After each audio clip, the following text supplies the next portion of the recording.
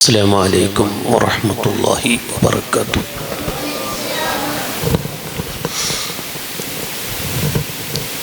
أعوذ بالله من الشيطان الرجيم. بسم الله الرحمن الرحيم. الحمد لله رب العالمين والعاقبة للمتقين. اللهم صل وسلم وبارك على رسولك سيدنا محمد وعلى آل سيدنا ومولانا محمد كما صليت على إبراهيم وعلى آل إبراهيم في العالمين إنك حميد مجيد. الصلاة والسلام عليك يا سيدنا يا رسول الله. خذ بأيدينا قلت حيلتنا أدركنا يا رسول الله صلى الله عليه وسلم. فأعوذ بالله من الشيطان الرجيم. بسم الله الرحمن الرحيم.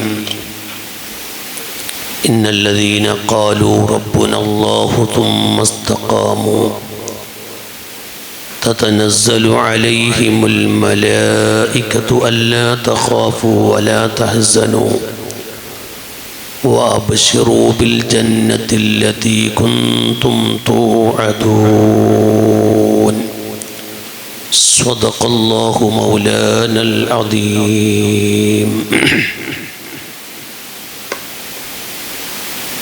أرحم الراحمين يا رب, ഞങ്ങളുടെ ഈ സദസ്സ് നീ കബൂൽ ചെയ്യണേ റഹ്മാനെ. ദുആക്ക് ഇജാബത്തുള്ള സദസ്സാക്കണേ അല്ലാഹ്. മഹാന്മാരുടെ മദദ് ലഭിക്കുന്ന സദസ്സാക്കണം റഹ്മാനെ. ഈ സദസ്സിൽ ഒരുമിച്ച് കൂടിയ ആണുങ്ങൾ, പെണ്ണുങ്ങൾ, ചെറിയവർ, വലിയവർ, പ്രിയപ്പെട്ട ഉസ്താദുമാർ, ഞങ്ങളെല്ലാവരെയും നീ പൊരുത്തപ്പെട്ട സ്വാലിഹീങ്ങളിൽ പെടുത്തി തരണം റഹ്മാനെ. ജീവിക്കുന്ന കാലത്തോളം ഇസ്സത്തോടെ, റാഹത്തോടെ, ആഫിയത്തോടെ ജീവിച്ച് നീ കണക്കാക്കിയ സമയം തീരുമ്പോൾ ഹുസ്നുൽ ഖാത്തിമ കൊണ്ട് സന്തോഷിപ്പിക്കണേ റഹ്മാനെ. സയ്യിദ് അലവി തങ്ങൾ, ഉമർ സഖാഫി അടക്കമുള്ള ബഹുമാനപ്പെട്ട ഖുറത്തു സാദാത്ത് അവരെല്ലാം ദറജ നീ വർദ്ധിപ്പിക്കണേ അല്ലാഹ്. ആമീൻ ബിറഹ്മതിക യാ അർഹമർ റഹീമീൻ. ആദരണീയരായ ഉസ്താദവർകൾ, മറ്റു പണ്ഡിതന്മാർ, പ്രിയപ്പെട്ട മുഅ്മിനീകൾ, മുഅ്മിനാത്തുകൾ,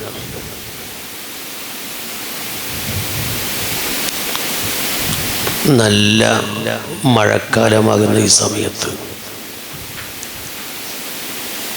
നമ്മുടെ റസ്ബി വിളിച്ചപ്പോൾ ഞാൻ വിചാരിച്ചൊരു 4 ആളുണ്ടാവും. എന്താ ഒരു 2 മിനിറ്റ് പറഞ്ഞിട്ട് വരാമെന്ന് പറഞ്ഞിട്ട് വന്നത്. ഞാൻ ഇന്ന് വേദന അറിയാൻ വന്നതല്ല. ഇത് നോക്കുമ്പോൾ എൻ്റെ ധാരണയെല്ലാം തെറ്റിച്ച് കളഞ്ഞു. എൻ്റെ ഇരട്ടി പെണ്ണുങ്ങളുണ്ട്. ഞാൻ കണ്ടങ്ങ് വരുമ്പോൾ ഇറങ്ങി വരുമ്പോൾ അവിടെ ഇരിക്കാൻ സ്ഥലം കാണുന്നില്ല. അതിനർത്ഥം ഞാൻ പെണ്ണുങ്ങളെ നോക്കിയിരുന്നല്ലോ കേട്ടോ, അങ്ങനെ വിചാരിക്കണ്ട. എന്ത് പറയാനും പേടിയാണ്, ലൈവ് ഉണ്ടല്ലോ. അല്ലാഹു എല്ലാവർക്കും ബർക്കത്ത് ചെയ്യട്ടെ.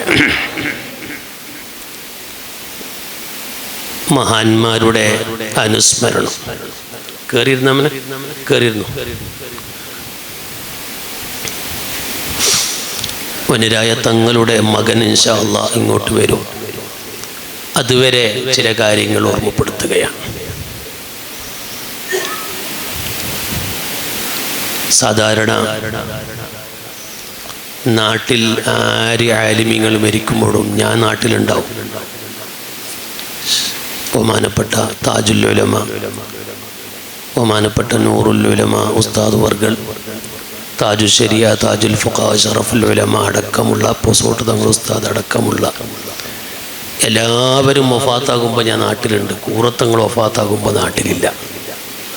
തങ്ങൾ വഫാത്ത് അറിയുന്നത് ഞങ്ങൾ മദീനയിൽ വെച്ചാണ്. ഞങ്ങൾ ഹജ്ജിനായിരുന്നു ഇപ്രാവശ്യം. സാധാരണ സുബ്ഹി നിസ്കാരം കഴിഞ്ഞ് മദീന ഹറമെന്ന് കുറച്ച് ഓതി വന്ന് റൂമിൽ കുറച്ച് കിടക്കും. ആ കടന്നാൽ എണിക്കുമ്പോൾ ഏകദേശം 8-9 മണിയൊക്കെ ആകും. തങ്ങൾ വഫാത്താകുന്ന അന്ന് കടന്നിട്ടില്ല. എന്ത് കഥയെന്നറിയില്ല. അന്ന് കടന്നില്ല. കടന്നാൽ ഉറക്കം വരുന്നുമില്ല. അങ്ങനെ ഒരു 7:30 മണിയാകുമ്പോൾ, അവിടുത്തെ 7:30 മണിയാകുമ്പോൾ റൂമിൻ്റെ അകത്ത് വൈഫൈ കിട്ടുന്നില്ല, പുറത്തേക്ക് ഇറങ്ങണം, വൈഫൈ കിട്ടാൻ. അങ്ങനെ നാട്ടിൻ്റെ വിവരം അറിയാൻ വേണ്ടി ഞാൻ വന്ന് മെല്ലെ റൂമിൽ നിന്ന് പുറത്തിറങ്ങി. എൻ്റെ കൂടെ ബഹുമാനപ്പെട്ട കണ്ണമന്തങ്ങൾ അപ്പുറത്തെ എൻ്റെ റൂമിൽ കിടക്കുന്നുണ്ട്. പുറത്തിറങ്ങി ആദ്യം വൈഫൈ ഇങ്ങനെ കിട്ടിയപ്പോൾ മെസ്സേജ് കാണുന്ന താജുലുമാൻ്റെ മകനും കൂറത്തങ്ങളും വഫാത്തായി. പിന്നെ എന്ത് പറയണമെന്നറിയില്ലല്ലോ. ഹജ്ജിന് പോകുന്ന തലേ ദിവസം കൂറത്ത് പോയി ഉച്ചയ്ക്ക് ഒന്നിച്ചിരുന്ന് ഭക്ഷണം കഴിച്ച് കുറേ തമാശയും കാര്യമൊക്കെ പറഞ്ഞ് പിരിഞ്ഞതാണ്. അതിനപ്പുറം ഈ കഴിഞ്ഞ ബറാത്തിൻ്റെ അന്ന് മുതൽ റമദാൻ 1 വരെ ഞാനും തങ്ങളും ദുബായിലായിരുന്നു. ദുബായിലെ പല പരിപാടിയിലും അവിടെ സംഗമിച്ച് റമദാൻ 1 ഞാൻ നാട്ടിൽ വന്നു. തങ്ങൾ അവിടുന്ന് മദീനത്തേക്ക് പോയതാണ്. കൂടെ തന്നെ കുറേ പരിപാടിയിൽ പങ്കെടുക്കുകയും കുറേ വീട്ടിൽ ഭക്ഷണം കഴിക്കാൻ വേണ്ടി പോവുകയും ഒന്നിച്ച് യാത്ര ചെയ്യുകയും ഒരു 15 ദിവസക്കാലം അബുദാബിയിലും ദുബൈയിലും ഷാർജയിലും പല പരിപാടിയിലും സംഗമിച്ചു. അന്ന് പരിപാടിയിൽ പ്രസംഗിക്കാൻ വേണ്ടി ഞാൻ നിൽക്കുമ്പോൾ സൈദി എൻ്റെ കറാമത്ത് പറയാൻ പാടില്ല എന്ന് പറഞ്ഞു. എൻ്റെ കറാമത്ത് പറയാൻ നിൽക്കണ്ട, ഞാൻ വഫാത്തായിട്ട് ഇതുവരെ ഞാൻ ഒറ്റ കറാമത്ത് ഇതുവരെ പറഞ്ഞിട്ടില്ല, ഇപ്പം നാവിൽ വരുമെന്ന് എനിക്കറിയില്ല, എൻ്റെ കറാമത്ത് പറയരുത്. ലാസ്റ്റ് പരിപാടി നടന്നത് അബുദാബിയിലാണ്. അന്ന് ICF-ൻ്റെ ഓഫീസിൽ ഏകദേശം ഒരു 3000-ലധികം ആൾക്കാരൊന്നുണ്ടായിരുന്നു. അവിടെ പ്രസംഗിക്കാൻ നിൽക്കുമ്പോൾ തന്നെ പറഞ്ഞു എൻ്റെ കറാമത്ത് പറയാൻ നിൽക്കണ്ടെന്ന്. എൻ്റെ കറാമത്ത് പറയണ്ട, തങ്ങൾ ഇഷ്ടമില്ലാത്തൊരു സംഗതിയാണല്ലോ, അതുകൊണ്ട് ഇതുവരെ ഒരു കറാമത്തും പറഞ്ഞിട്ടില്ല, ഇപ്പോൾ വരുമെന്ന് എനിക്കറിയില്ല. കുറേ ആൾക്കാർ യൂട്യൂബിൽ കാത്തു നിൽക്കുന്നുണ്ട് കറാമത്തിന് ട്രോളാൻ വേണ്ടി. അങ്ങനെയല്ല, കറാമത്ത് ട്രോളുന്നേറ്റ് മനുഷ്യന്മാരുണ്ട്.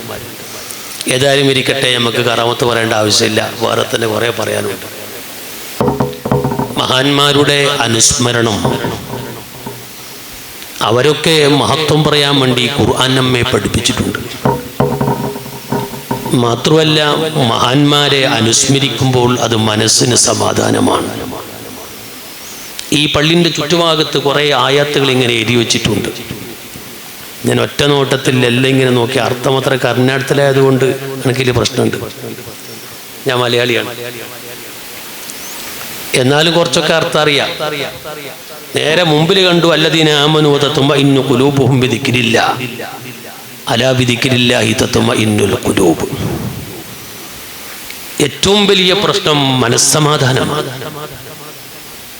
എത്ര വലിയ സമ്പത്തുണ്ടായിട്ടും കാര്യമില്ല, സമാധാനം ഇല്ലെങ്കിൽ പറഞ്ഞിട്ട് കാര്യമില്ലല്ലോ. ലോക കോടീശ്വരനായിരിക്കും, പക്ഷേ മനസ്സിന് സമാധാനമില്ല. ഏറ്റവും വലിയ സമാധാനം ഒരു മനുഷ്യനിക്ക് ലഭിക്കേണ്ടത് ഈ ഭൗതിക ലോകത്ത് അവൻ്റെ വീട്ടിൻ്റെ ഉള്ളിൽ നിന്നാണ്.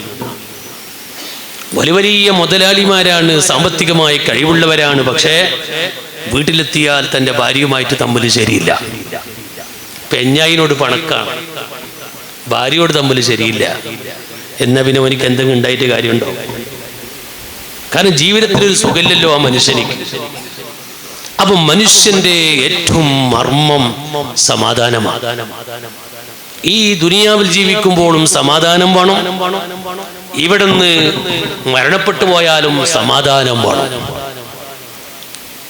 ആ സമാധാനത്തിന്റെ ജീവിതത്തിന്റെ അത്ര ഒരു റാഹത്ത് ലോകത്ത് വേറൊന്നുമില്ല. എന്നാൽ ഇവിടെ ഒരു ടെൻഷനും ഇല്ലാത്ത നല്ല റാഹത്തിന്റെ മനുഷ്യന്മാരാരാ? ഈ നാട്ടിലെ ഏറ്റവും പാവപ്പെട്ടവരാണ്. അവർ കുടുംബവുമായിട്ട് നല്ല റാഹത്തിലുണ്ടെങ്കിൽ അവർക്ക് ഒരു പ്രശ്നമില്ല. രാവിലെ എണിക്കുന്നു, പണിക്ക് പോകുന്നു, വൈകുന്നേരം ആകുമ്പോൾ വരുന്നു, കുടുംബത്തോടെ റാഹത്തോടെ കഴിയുന്നു, പിറ്റേന്ന് എണിക്കുന്നു, പണിക്ക് പോകുന്നു, അല്ല ഒരു പ്രശ്നമില്ല. മുതലാളിമാർക്ക് കണക്ക് തീരേയില്ല. എത്ര വീടിൻ്റെ കണക്കൂട്ടാനുണ്ട്, ഈ ടെൻഷന് തീർന്നില്ല. സാധനം കച്ചവടമായിട്ടുണ്ട്, കച്ചവടമായിട്ടില്ല, ഇങ്ങനെ പല ജാതി പ്രശ്നമാണ് മുതലാളിമാർ. രാത്രി കടന്ന ഉറക്കം വരുന്നില്ല, ശനിയാഴ്ച തീരെ ഉറക്കം വരുന്നില്ല, കാരണം പണിക്കാർക്ക് ശമ്പളം കൊടുക്കേണ്ട ദിവസം. ഇങ്ങനെയാണ് മുതലാളിമാരുടെ അവസ്ഥ. പാവപ്പെട്ടവരാണ് കൂടുതലും ഇവിടെ സമാധാനത്തോടെ കടന്നുറങ്ങുന്നത്. ഇരിക്കട്ടെ, മനുഷ്യന് സമാധാനമാണ്. നബി സല്ലല്ലാഹു അലൈഹി വസല്ലമ തങ്ങൾ മക്കയിൽ ജീവിക്കുമ്പോൾ 40 വർഷത്തിന് ശേഷം 53 വരെ 13 കൊല്ലക്കാലം മക്കയിൽ ജീവിക്കുമ്പോൾ, അവിടുന്ന് യാത്ര പോയി മദീനയിൽ 10 കൊല്ലക്കാലം ജീവിക്കുമ്പോൾ നബി സല്ലല്ലാഹു അലൈഹി വസല്ലമ തങ്ങൾക്ക് പല പ്രയാസങ്ങളും നേരിടുകയാണ്. എന്താ പ്രയാസം? ഒരു ഭാഗത്ത് ജൂതന്മാർ, ഒരു ഭാഗത്ത് നസാറാക്കൾ, ഒരു ഭാഗത്ത് ഖുറൈശികൾ, എന്തെല്ലാം ആരോപണങ്ങൾ. റസൂലുള്ളാഹിനെ കുറിച്ച് ജീവിതത്തിൽ കേൾക്കാത്ത വാക്കുകൾ, ഇങ്ങനെ പല നിലക്കും ഇടങ്ങേറുകൾ വരുമ്പോൾ നബി സല്ലല്ലാഹു അലൈഹി വസല്ലമ തങ്ങളെ സമാധാനിപ്പിക്കുന്നത് അല്ലാഹയാണ്. എങ്ങനെയാണ് സമാധാനിപ്പിക്കുന്നത്? നബി സല്ലല്ലാഹു അലൈഹി വസല്ലമ തങ്ങളെ സമാധാനിപ്പിക്കുന്നത് മുൻകാല അമ്പിയാക്കളെ ചരിത്രം റസൂലുള്ളാഹിനോട് പറഞ്ഞു കൊടുക്കുക. നബിയെ ഉദ്കുർ എന്ന് പറഞ്ഞ് മൂസാ നബിന്റെ ചരിത്രം പറയാൻ, ഈസാ നബിന്റെ ചരിത്രം പറയാൻ, നൂഹ് നബിന്റെ ചരിത്രം പറയാൻ, കഴിഞ്ഞ അമ്പിയാക്കളെ ചരിത്രം പറയാൻ. ഇതൊക്കെ കേൾക്കുമ്പോൾ നബി സല്ലല്ലാഹു അലൈഹി വസല്ലമ തങ്ങൾക്ക് സമാധാനമാണ്. ഇത്തരം ആയത്തുകൾ വിശദീകരിച്ചുകൊണ്ട് മഹാന്മാരവരുടെ കിതാബിൽ പറയുന്നു, മുൻകാല മഹത്തുക്കളെ ചരിത്രം പറയൽ അത് മനസ്സിന് സമാധാനമാണ്. അതുകൊണ്ടല്ലേ നമ്മൾ എന്തെങ്കിലും പ്രശ്നം നേരിടുമ്പോ ബദർ പോലും നേർച്ചയാക്കാൻ, എന്നാ ബദർ പോലും നേർച്ചയാക്കുന്നു, ആ ബദരീങ്ങളെ മഹത്വം ഇങ്ങനെ പറഞ്ഞു ദുആ ചെയ്തപ്പോൾ സമാധാനം. ഇത് പരിശുദ്ധ ഖുർആൻ പഠിപ്പിച്ചതാണ്. ഇനി നിങ്ങൾ നോക്ക്, ബഹുമാനപ്പെട്ട ഇബ്നു ഹജർ അൽ-ഹൈതമി റളിയല്ലാഹു തആല അൻഹു അവിടുത്തെ കിതാബിൽ പറഞ്ഞത് കാണാം. മഹാന്മാരുമായി അനുസ്മരിക്കുന്ന വിഷയത്തിൽ ചോദ്യം വന്നപ്പോൾ ഇബ്നു ഹജർ അൽ-ഹൈതമി തങ്ങൾ പറഞ്ഞു, മഹാന്മാരെ അനുസ്മരിക്കാം, മഹാന്മാരെ മഹത്വം പറയാമെന്ന് മാത്രമല്ല, ഒട്ടനവധി സംഭവങ്ങൾ ഇബ്നു ഹജർ തങ്ങൾ പറയാ. നബി സല്ലല്ലാഹു അലൈഹി വസല്ലമ തങ്ങൾ വഫാത്തായി കബറടക്കപ്പെട്ടപ്പോൾ റസൂലുള്ളാഹിനെ കുറിച്ച് ആദ്യം അനുസ്മരണം നടത്തിയ അവിടുത്തെ മകളാകുന്ന ഫാത്തിമ ബീബിയ. ഫാത്തിമ ബീബി റളിയല്ലാഹു അൻഹ റസൂലുള്ളാഹിന്റെ ഹദ്റത്തിൽ ചെന്ന് പാടിയ ബൈത്തുകൾ ഇമാമിങ്ങൾ അവരുടെ കിതാബിൽ എഴുതി വെക്കുകയാണ്. അലി ഇബ്നു അബീ ത്വാലിബ് റളിയല്ലാഹു അൻഹു പറഞ്ഞ് റസൂലുള്ളാഹിനെ അനുസ്മരിക്കുകയാണ്. സ്വഹാബത്ത് മുഴുവനും വഫാത്തായ നബി സല്ലല്ലാഹു അലൈഹി വസല്ലമ തങ്ങളെ അനുസ്മരിക്കുകയാണ്. അപ്പോൾ മഹാന്മാരെ അനുസ്മരിക്കാം. അങ്ങനെ പറഞ്ഞ് ഇബ്നു ഹജർ തങ്ങൾ പറയാണ്, ആ മഹാന്മാരെ അനുസ്മരിക്കുമ്പോൾ എന്താ വേണ്ടത്? ആ മഹാന്മാരുടെ അനുസ്മരണത്തിലൂടെ, ആ മഹാന്മാരുടെ അനുസ്മരം കേൾക്കുന്നവർക്ക് അവരുടെ പാത പിന്തുടർന്നുകൊണ്ട് ജീവിക്കാൻ അതൊരു പ്രചോദനമാകണം. ആ മഹാന്മാരുടെ ജീവിതം പറയുമ്പോൾ ഇവിടെ കേൾക്കുന്നവർക്ക് തഖ്വയിൽ ജീവിക്കാൻ അതൊരു പ്രചോദനമാകണം. ആ നിലക്ക് മഹാന്മാരെ അനുസ്മരിക്കണമെന്ന് ഇബ്നു ഹജർ അൽ-ഹൈതമി തങ്ങൾ പറഞ്ഞത് കാണാം. അപ്പൊ കൂറത്തങ്ങളുടെ ചരിത്രം, നമ്മുടെ മുൻഗാമികളുടെ ചരിത്രം ഇവിടെ പറയുമ്പോൾ അതെല്ലാം കേട്ട് ജീവിതത്തിൽ ഉൾക്കൊള്ളാൻ നമുക്ക് കഴിയണം. അല്ലാഹു തൗഫീഖ് ചെയ്യട്ടെ. ഇനി നിങ്ങൾ നോക്ക്, സ്വാലിഹീങ്ങളെ മഹത്വം പറയൽ, ആ സ്വാലിഹീങ്ങളെ മഹത്വം പറയൽ. ജീവിതത്തിൽ എത്ര തെറ്റുകൾ ചെയ്തവരാണ് നമ്മൾ. ഒരു പക്ഷേ നമ്മൾ ചെയ്തു കൂട്ടിയ തെറ്റുകുറ്റങ്ങളെ പൊറുക്കപ്പെടാൻ ഈ കൽക്കട്ട പള്ളിയിൽ ഒരുമിച്ച് കൂടിയ ഈ മജ്ലിസ് ഒരു പക്ഷേ ഞങ്ങളെ പാപങ്ങളെ പൊറുക്കാൻ അത് കാരണമാകും. എന്തുകൊണ്ട്? ഹബീബുൽ വറാ റസൂലുള്ളാഹി സ്വല്ലല്ലാഹു അലൈഹി വസല്ലം തങ്ങൾ പറഞ്ഞത് എങ്ങനെയാണ്? മഹാന്മാരെ അനുസ്മരിക്കൽ അത് പാപമോചനത്തിന്റെ കാരണമാണ്. നമ്മളെ പാപങ്ങളെ പൊറുക്കാൻ അതൊരു പക്ഷെ കാരണമാകും. അതുകൊണ്ട് ഇൻഷാ അല്ലാഹ് പറയുന്ന വിഷയങ്ങൾ ശരിക്കും എല്ലാവരും ശ്രദ്ധിക്കണമെന്ന് ഓർമ്മപ്പെടുത്തി ഞാൻ വിഷയത്തിലേക്ക് കടക്കുകയാണ്. പ്രിയപ്പെട്ട സുഹൃത്തുക്കളെ, ആദ്യമായി ഓർമ്മപ്പെടുത്താനുള്ളത്, നമ്മളൊന്ന് മരണത്തിലേക്ക് ഒരുങ്ങണം. ഇനി നാളെ മറ്റന്നാൾ എന്ന് പറയുന്നൊരു സമയം നമുക്കില്ല. കുറച്ചു കാലം മുമ്പ് ചെറിയൊരു രോഗം പിടിച്ച് കിടക്കുന്ന ഒരു കാലം ഉണ്ടായിരുന്നു. ഇന്ന് ഒന്നുമില്ല, മനുഷ്യൻ എങ്ങനെ പോകുന്നു എന്ന് അറിയുന്നില്ല. അതുകൊണ്ടാണ് അല്ലാമ ഖുർത്തുബി റളിയല്ലാഹു അൻഹു പറഞ്ഞില്ലേ, അലാ അറിയണം കേട്ടോ, ഇന്നൽ മൗത ലൈസ ലഹു സിന്നും മഅലൂം, മരണത്തിനൊരു വയസ്സില്ല. വലാ സമനുൻ മഅലൂം, അറിയപ്പെടുന്ന ഒരു കാലമില്ല. വലാ മറദുൻ മഅലൂം, അറിയപ്പെടുന്ന ഒരു രോഗവുമില്ല. മരിക്കാൻ ഒരാൾക്ക് ഇത്ര വയസ്സ് എന്നൊരു കണക്കില്ല, മരിക്കാൻ ഇന്ന രോഗമെന്ന് കണക്കില്ല. ഇങ്ങനെ സമയമോ രോഗമോ ഒന്നുമില്ലാത്ത നിലക്ക് മനുഷ്യനെ മരണം പിടിച്ചു കൊലുക്കിക്കൊണ്ടിരിക്കുകയാണ്.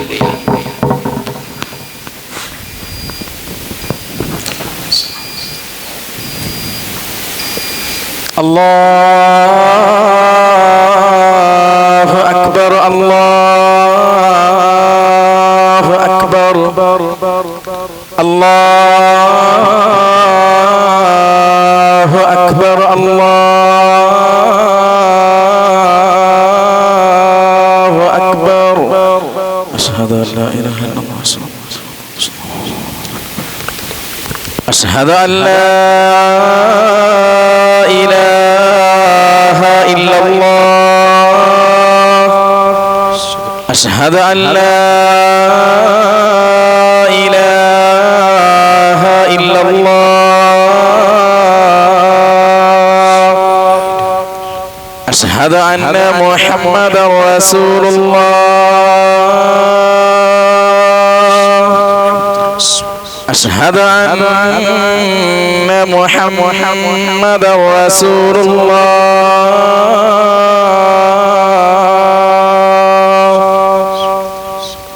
حي على الصلاة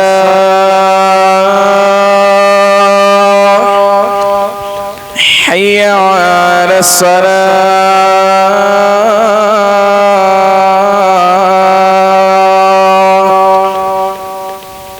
حي على الفلاح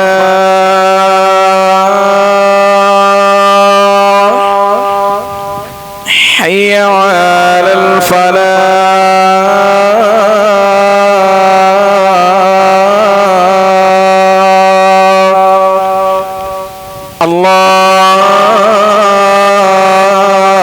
الله أكبر الله أكبر لا إله إلا الله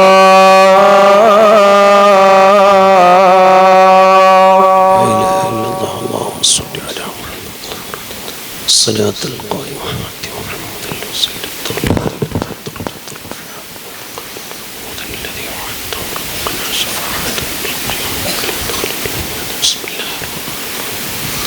الله لا إله إلا هو الحي القيوم لا تأخذه سنة ولا نوم له ما في السماوات وما في الأرض يشفع عنده إلا بإذنه يعلم ما بين أيديهم وما خلفهم ما شاء പ്രിയപ്പെട്ട സുഹൃത്തുക്കളെ, അല്ലാമ ഖുർത്തുബി റഹ്മത്തുള്ളാഹി അലൈഹി തങ്ങൾ പറയുന്നു, മരണത്തിന് ഒരു വയസ്സില്ല, മരണത്തിന് ഒരു സമയമില്ല, മരണത്തിന് ഒരു രോഗമില്ല. എന്നിട്ട് മഹാനവറുകൾ വിശദീകരിക്കുകയാണ്, അല്ലാഹു സുബ്ഹാനഹു വ തആല ഒരു മനുഷ്യനെ പടക്കുന്നതിന് മുമ്പ് തന്നെ, ഉമ്മയുടെ പള്ളയിൽ റൂഹ് ഊതുന്നതിന് മുമ്പ് തന്നെ അവർക്ക് ഒരു സമയം നിശ്ചയിച്ചിട്ടുണ്ട്. ആ സമയം എപ്പോഴാണ് എന്ന് ഒരാൾക്കും അറിയില്ല. ആ നിശ്ചയിക്കപ്പെട്ട സമയം എല്ലാവരുടെയും ഒരുപോലെയല്ല. എന്റെ യജമാനനായ അല്ലാഹുവിനിക്ക് എല്ലാവരുടെ മരണവും ഒരു 63 വയസ്സ് കഴിഞ്ഞതിന് ശേഷമായിക്കൂടെ? എന്തിനാണ് വ്യത്യസ്തമായ രൂപത്തിൽ അല്ലാഹു തആല മരണം വെക്കുന്നത്?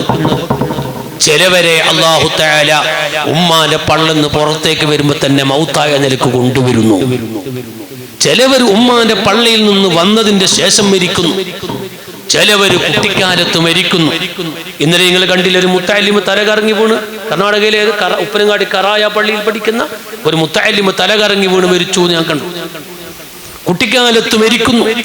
നല്ല യുക്തം തിളമ്പുന്ന ബാല്യപ്രായത്തിൽ മരിക്കുന്നു.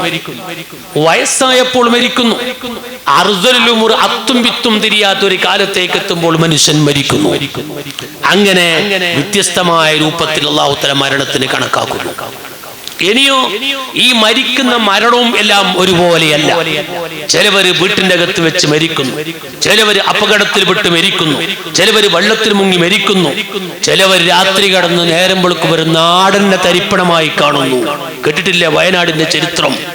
നമ്മുടെ കേരളത്തിൽ തൊട്ടടുത്ത പ്രദേശമായ വയനാട് ജില്ലയിൽ ഒരു നാട് തന്നെ തരിപ്പണമായിരിക്കുകയാണ്. വെറും 4 മിനിറ്റ് കൊണ്ട് ഒരു നാട് തന്നെ ഇല്ലാതെയായി പോയി. ഇങ്ങനെ അല്ലാഹു തആല വ്യത്യസ്തമായ മരണങ്ങൾ വെക്കുകയാണ്. എന്തിനാണ് നിങ്ങൾ വ്യത്യസ്തമായ മരണം വെക്കുന്നത്? മഹാന്മാരായ പണ്ഡിതന്മാര് പറയുന്നു, അത് ഓരോരുത്തരുടെ മരണം ജീവിച്ചിരിക്കുന്നവർക്ക് ചിന്തിക്കാനും പഠിക്കാനും വേണ്ടിയാ.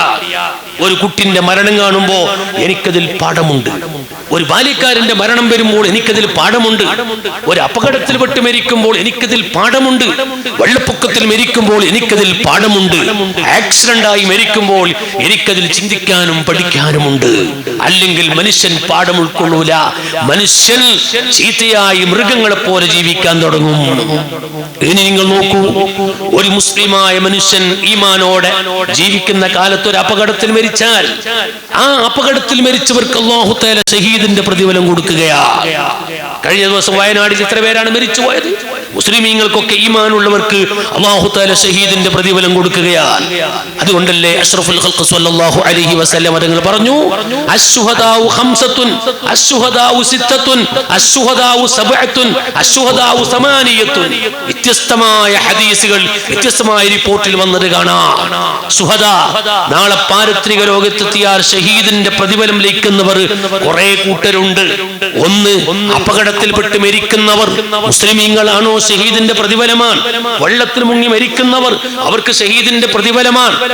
വലിയ വലിയ രോഗം പിടിപ്പെട്ട് മരിക്കുന്നവർ, ഷഹീദിന്റെ പ്രതിഫലമാണ്. ഒരു ഉമ്മ പ്രസവ വേദന കൊണ്ട് മരിക്കുന്നു, ഷഹീദിന്റെ കൂലിയ. പക്ഷേ അവർക്കൊക്കെ അല്ലാഹു തആല ഷഹീദിന്റെ പ്രതിഫലം കൊടുക്കുമ്പോൾ നമുക്കൊക്കെ അത് ചിന്തിക്കാനും പഠിക്കാനും വലിയ പാഠം അതിന്റെ പിന്നിലുണ്ടെന്ന് മനസ്സിലാക്കണം.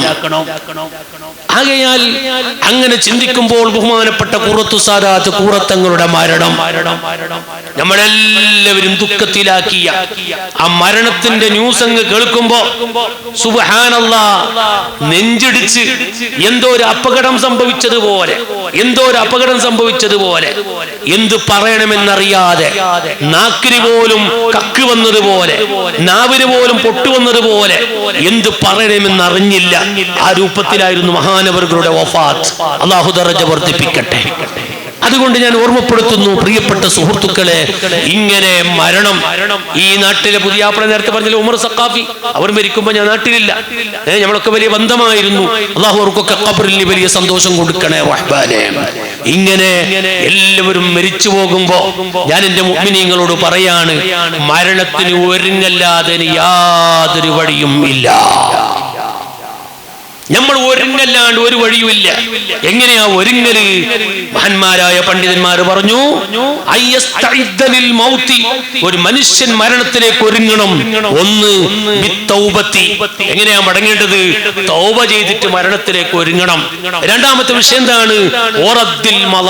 അക്കടപാട് കൊടുത്തു വീട്ടണം. അക്കടപാട് കൊടുത്തു വീട്ടി തൗബ ചെയ്തുകൊണ്ട് മരണത്തിലേക്ക് ഒരുങ്ങലല്ലാതെ വേറൊരു വഴിയും നമുക്കില്ല.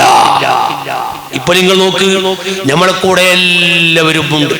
കണ്ണങ്ങ് ചിമ്മി കവറങ്ങ് കുടിച്ച് മയ്യത്ത് കബൽ കൊണ്ടുവച്ച് ഒരു 3 പിടി മണ്ണും വാരി വലിച്ചെറിഞ്ഞാ പിന്നെ ആരുമില്ല. നിങ്ങൾ നോക്ക്, കഴിഞ്ഞ ദിവസം എന്റെ ഒരു പെങ്ങള് മരണപ്പെട്ടു. ഉപ്പരങ്ങാടിയിലെ തുർക്കളിയിലെ ഒരു പെങ്ങള്. സുബ്ഹാനല്ലാഹ്, ഞാൻ എന്റെ ജീവിതത്തിൽ അത്രയും കരഞ്ഞൊരു ദിവസമില്ല.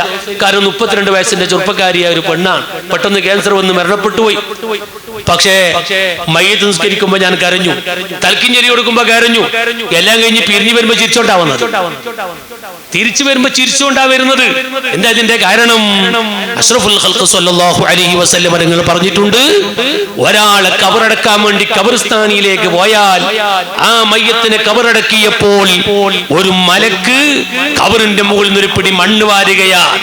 ആ മണ്ണ് വാരിക്കൊണ്ട് അവിടെ കൂടിയവരെ മുഖത്തേക്ക് ഇങ്ങനെ വലിച്ചെറിയുകയാ. വലിച്ചെറിഞ്ഞ് മലക്ക് പറയാൻ,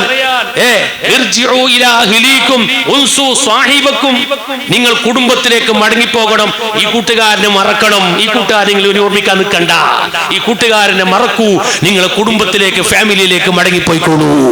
അതുകൊണ്ടാണ് കബറടക്കി മടങ്ങി വരുമ്പോ പിന്നെ ഒരു ഓർമ്മയില്ല. എത്ര വലിയ ദുഃഖത്തിലാണെങ്കിലും ഓർമ്മയില്ല. പക്ഷേ അവിടെ ഒറ്റക്കായി കിടക്കുന്ന ആ കബറാളുടെ രംഗം നിങ്ങൾ ഓർത്തു നോക്കൂ. അതുകൊണ്ട് ഞാൻ ഓർമ്മപ്പെടുത്തുകയാണ്, മരണത്തിലേക്ക് ഒരുങ്ങണം. എങ്ങനെയാ മരണത്തിലേക്ക് ഒരുങ്ങല്? പ്രിയപ്പെട്ട സുഹൃത്തുക്കളെ, അതിന് വലിയ പാഠമാണ് ബഹുമാനപ്പെട്ട കൂറത്തങ്ങളുടെ ജീവിതം. ആ തങ്ങളുടെ ജീവിതം നിങ്ങൾ നോക്ക്, എന്തൊരു ജീവിതമാണ്! അത്ഭുതത്തിന്റെ അല്ല, മഹാത്ഭുതത്തിന്റെ ജീവിതമല്ലേ തങ്ങളുടെ ജീവിതം. 1960 ജനിച്ച് 88 ആകുമ്പോ മദനി പാസ്സായി. 89, 90, 91 3 കൊല്ലക്കാലം ഉള്ളാളത്ത് ബാപ്പന്റെ കൂടെ ദർസ് നടത്തി.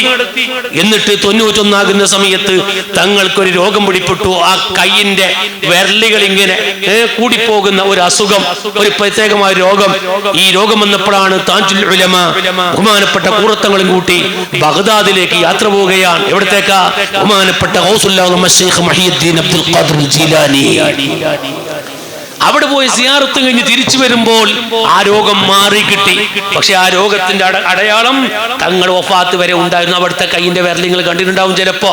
അവിടുത്തെ കൈയിന്റെ വിരല് ഇങ്ങനത്തെ 3 കൈയിന്റെ വിരലിന്റെ വലുപ്പം ഉണ്ടാവും. ഒറ്റ കൈയിന്റെ വിരല് നിങ്ങൾ ശ്രദ്ധിച്ചൊന്നും അറിയില്ല. തങ്ങളെ കൈയിന്റെ വിരൽ വെച്ച് വലുതാ. അത് ആ രോഗത്തിന്റെ ഒരു ശാഖ ബാക്കിയുണ്ട്. അങ്ങനെ വന്ന് നാട്ടിലെത്തി 91 അവിടുത്തെ അളിയനാകുന്ന കുമ്പളത്തുങ്ങളുമായി ബന്ധപ്പെട്ടുകൊണ്ട് ഇനി ബാപ്പനെടുത്ത് വേണ്ട മാറി നിൽക്കണമെന്ന ചിന്തയോടെയാണ് 91 കൂറയിലേക്ക് പോകുന്നത്. സുബ്ഹാനല്ലാഹ്. ആ കൂറയിലേക്ക് പോയിട്ട് ഏകദേശം 33 കൊല്ലക്കാലം ജീവിതം കൂറത്തായിരുന്നു. ആ കൂറത്ത് ജീവിക്കുന്ന കാലത്ത് ചില അനുഭവങ്ങളുണ്ട്. 28-29 കൊല്ലങ്ങൾക്ക് മുമ്പ് ഞാൻ തങ്ങളെ കണ്ടിട്ടുണ്ട്. എവിടെ? പുത്തൂർ ടൗണിൽ വെച്ച്. ഞാൻ എന്റെ വാപ്പന്റെ കൂടെ ദർസിൽ പഠിക്കുന്ന കാലത്ത് ഒരു നെഞ്ചുവേദന എടുത്ത കാരണം കൊണ്ട് പുത്തൂർ ഡോക്ടറെ കാണാൻ വേണ്ടി ഉപ്പ കൂട്ടിക്കൊണ്ടുപോയി. തിരിച്ചു വന്ന് ബസ് സ്റ്റാൻഡിൽ ബസ്സിന് കാത്തിരിക്കുന്ന സമയത്ത് ഒരാൾ അപ്പുറത്തെ പുത്തൂർ ബസ് സ്റ്റാൻഡിൽ ഇരിക്കുകയാണ്. ഒരു ചെറിയ മൊയിലാർ ഒരു വെള്ളയിൽ കരയുള്ള ഒരു മുണ്ട് കൊടുത്തിന്. വെള്ളയിൽ കരയുള്ള മുണ്ടില്ലേ? വെളുത്തല് കരയുള്ള മുണ്ട്, ഒരു ചെറിയ ഷർട്ട്, ഒരു മുണ്ടാസ് ഇങ്ങനെ ബെൽച്ച് കെട്ടിന് തലക്ക്. സുബ്ഹാനല്ലാഹ്. ഒരു ബെൽച്ച് കെട്ടിയ ഒരു മുണ്ടാസ്, ഒരു തുണിന്റെ പാക്ക്. ഇങ്ങനെ തുണിന്റെ പാക്ക് അറിയില്ല? പണ്ട് തുണിന്റെ പാക്ക് സ്കൂൾ കൊമ്പോട്ടുണ്ടായ തുണിന്റെ പാക്ക്. ഒരു തുണിന്റെ പാക്ക് ഇട്ടിട്ട് ഇങ്ങനെ ബസ് സ്റ്റാൻഡിൽ ഇരിക്കുന്നുണ്ട്. അപ്പൊ എന്റെ ഉപ്പ പോയിട്ട് കൈ കൊടുത്ത വെച്ചത് ആരുപ്പ? അത് ഉള്ളാൾത്തോറ മോന് എന്ന് പറഞ്ഞു. ഉള്ളാൾത്തോറ മോന് അപ്പ. ഇതിപ്പോ 28-29 കൊല്ലങ്ങൾക്ക് മുമ്പുള്ളതാണ്. അങ്ങനെ ബഹുമാനപ്പെട്ട സയ്യിദ് അവറുകൾ അങ്ങനെ കൂറത്തുപോയി ആ ജീവിച്ചൊരു ജീവിതമുണ്ട്. ആ 34 കൊല്ലക്കാലം അവിടെ ജീവിക്കുമ്പോ വെറുതെ ജീവിച്ചതല്ല. ബഹുമാനപ്പെട്ട കൂറത്തങ്ങൾ അന്ന് മുതൽക്ക് തന്നെ ഖുർആൻ ഓതൽ വല്ലാത്തൊരു അത്ഭുതമായിരുന്നു. ഞങ്ങൾ പലപ്പോഴും പഴയ കാലത്ത് ബാപ്പന്റെ കൂടെ കൂറത്തുള്ള ചെറിയ പള്ളിയിലേക്ക് പോകുന്ന സമയത്ത് പള്ളിന്റെ പുറത്തരപ്പള്ളി, കോലായിപ്പള്ളി, പഴയ പള്ളിക്ക് ഉള്ളിലപ്പള്ളി, കോലായിപ്പള്ളി. ഇപ്പൊ പിന്നെ കോടാമാണല്ലോ, അങ്ങനത്തെ ഒന്നുമില്ല. പഴയ പള്ളിക്ക് പുറത്തരപ്പള്ളി, കോലായിപ്പള്ളി ഒക്കെ കാണാം. പുറത്തരപ്പള്ളി ഒരു കസാല വെച്ചിട്ട് ഒരു ബനിയാനും വെച്ചിട്ട് ഒരു തൊപ്പിയും വെച്ചിട്ട് അവരിന്ന് ഖുർആൻ ഓതുന്ന ശൈലി പണ്ടേ തങ്ങളിൽ നിന്ന് കാണാറുണ്ടായിരുന്നു. സുബ്ഹാനല്ലാഹ്. ഈ അടുത്ത് അബുദാബിയിൽ പ്രസംഗിക്കുമ്പോ റമദാന്റെ ഒരു ദിവസം മുമ്പ് അബുദാബിയിലെ പ്രസംഗത്തിൽ പറഞ്ഞു, നിങ്ങളെല്ലാവരും റമദാനിൽ ഖത്തം തീർക്കണം, ഖുർആൻ ഓതണം, അതിലൊക്കെ പ്രയത്നിക്കണം, ഉത്സാഹിക്കണം. നമ്മ വിചാരിച്ചാൽ കഴിയും. ഈ കഴിഞ്ഞ റമദാനിൽ ഞാൻ 28 ഖത്ത് ഓതിയിട്ടുണ്ട് എന്ന് പറഞ്ഞു. നിങ്ങൾ ചിന്തിച്ചു നോക്ക്, ഒരു റമദാനിന്റെ ഒരൊറ്റ മാസത്തിന് 28 ഖത്ത് എന്ന് പറഞ്ഞാല് ആ മാസത്തിൽ നോമ്പ് 29 ആയിരുന്നു. അപ്പോ 28 എന്ന് പറഞ്ഞ കാരണം എന്താ? ഒരു ദിവസം മുടങ്ങിയിട്ടുണ്ട്. അതാ 28 ആവാൻ കാരണം. അതേതാ മുടങ്ങിയത്? കൂറത്ത് ബദരീങ്ങൾ ആണ്ടിന് തങ്ങൾ ഇങ്ങനെ സന്ദർശകരെ കാണാൻ വേണ്ടിയിരിക്കും. ബദരീങ്ങൾ ആണ്ടിന്, കൂറത്തെ ബദരീങ്ങൾ ആണ്ട് എന്ന് പറഞ്ഞാൽ അത് വലിയ സംഭവമാണ്. കുറെ നേർച്ചൊക്കെ വരും, വലിയ സംഭവമാണ്. അപ്പൊ അന്നത്തെ ഒരു ദിവസം ഓടാൻ കഴിഞ്ഞിട്ടില്ല. അതുകൊണ്ട് 28 അല്ലെങ്കിൽ 29 ആയിരിക്കും. സുബ്ഹാനല്ലാഹ്. എത്രയാണ് തങ്ങൾ ഓതുന്ന ഖത്തം? ഇനി തീർന്നോ? ഇല്ല. ബഹുമാനപ്പെട്ട തങ്ങള് ആ കൂറത്തെ പള്ളിയിൽ ജീവിക്കുമ്പോൾ, ചെറിയ പള്ളിയിൽ ജീവിക്കുമ്പോൾ, സുബ്ഹാനല്ലാഹ്, അവിടുത്തെ ഇബാദത്തിന്റെ കടുപ്പം എത്രയാണ്! ബദ്രീങ്ങളെ പേരിൽ അസ്മാഉൽ ബദ്റിന്റെ റിയാള വീട്ടിയ മഹാനാണ് ബഹുമാനപ്പെട്ട കൂറത്തങ്ങള്. അസ്മാഉൽ ബദ്റിന്റെ റിയാള വീട്ടുക എന്ന് പറഞ്ഞാൽ എന്താണ്? എന്നോട് എന്നെ തങ്ങൾ ഞാൻ ചോദിച്ചപ്പോ പറഞ്ഞിട്ടുണ്ട്, 70 പ്രാവശ്യം അസ്മാഉൽ ബദ്റിന്റെ റിയാള വീട്ടിയിട്ടുണ്ട്. എന്താ ബദ്രീങ്ങളെ റിയാള വീട്ട എന്ന് പറഞ്ഞാൽ എന്താണ്? അസ്മാഉൽ ബദ്റിന്റെ 313 പേര്. ആ 313 പേരിലെ ഒരു പേര് അവിടുത്തെ ശൈഖ് റിയാള വീട്ടാൻ വേണ്ടി പറയുമ്പോ ഒരു പേര് എത്ര പ്രാവശ്യം പറയണമെന്നാണോ നിർദ്ദേശിക്കുന്നത് അത്ര പ്രാവശ്യം പറയണം. ഏറ്റവും ചുരുങ്ങിയത് 313 ഒരു പേര് 313 പ്രാവശ്യം പറയണം. ഒരു പേര്. അങ്ങനെയുള്ള 313 പേരിനെ ഓരോന്നിനും 313 പ്രാവശ്യം പറയണം.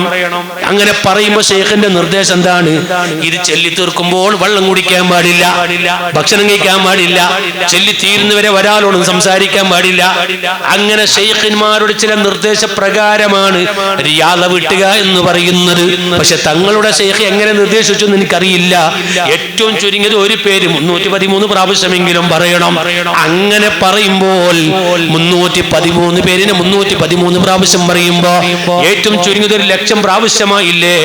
അങ്ങനെ 1,00,000 പറയുന്ന പേര് 70-ലധികം പ്രാവശ്യം റിയാള വീട്ടിട്ടുണ്ട്. അപ്പൊ എത്ര പേരായി? സുബ്ഹാനല്ലാഹ്, 70 ലക്ഷത്തിലധികം പേരായില്ലേ പറയുന്നത്. അങ്ങനെ അസ്മാഉൽ ബദറിന്റെ റിയാദ വീട്ടിയവരാണ്.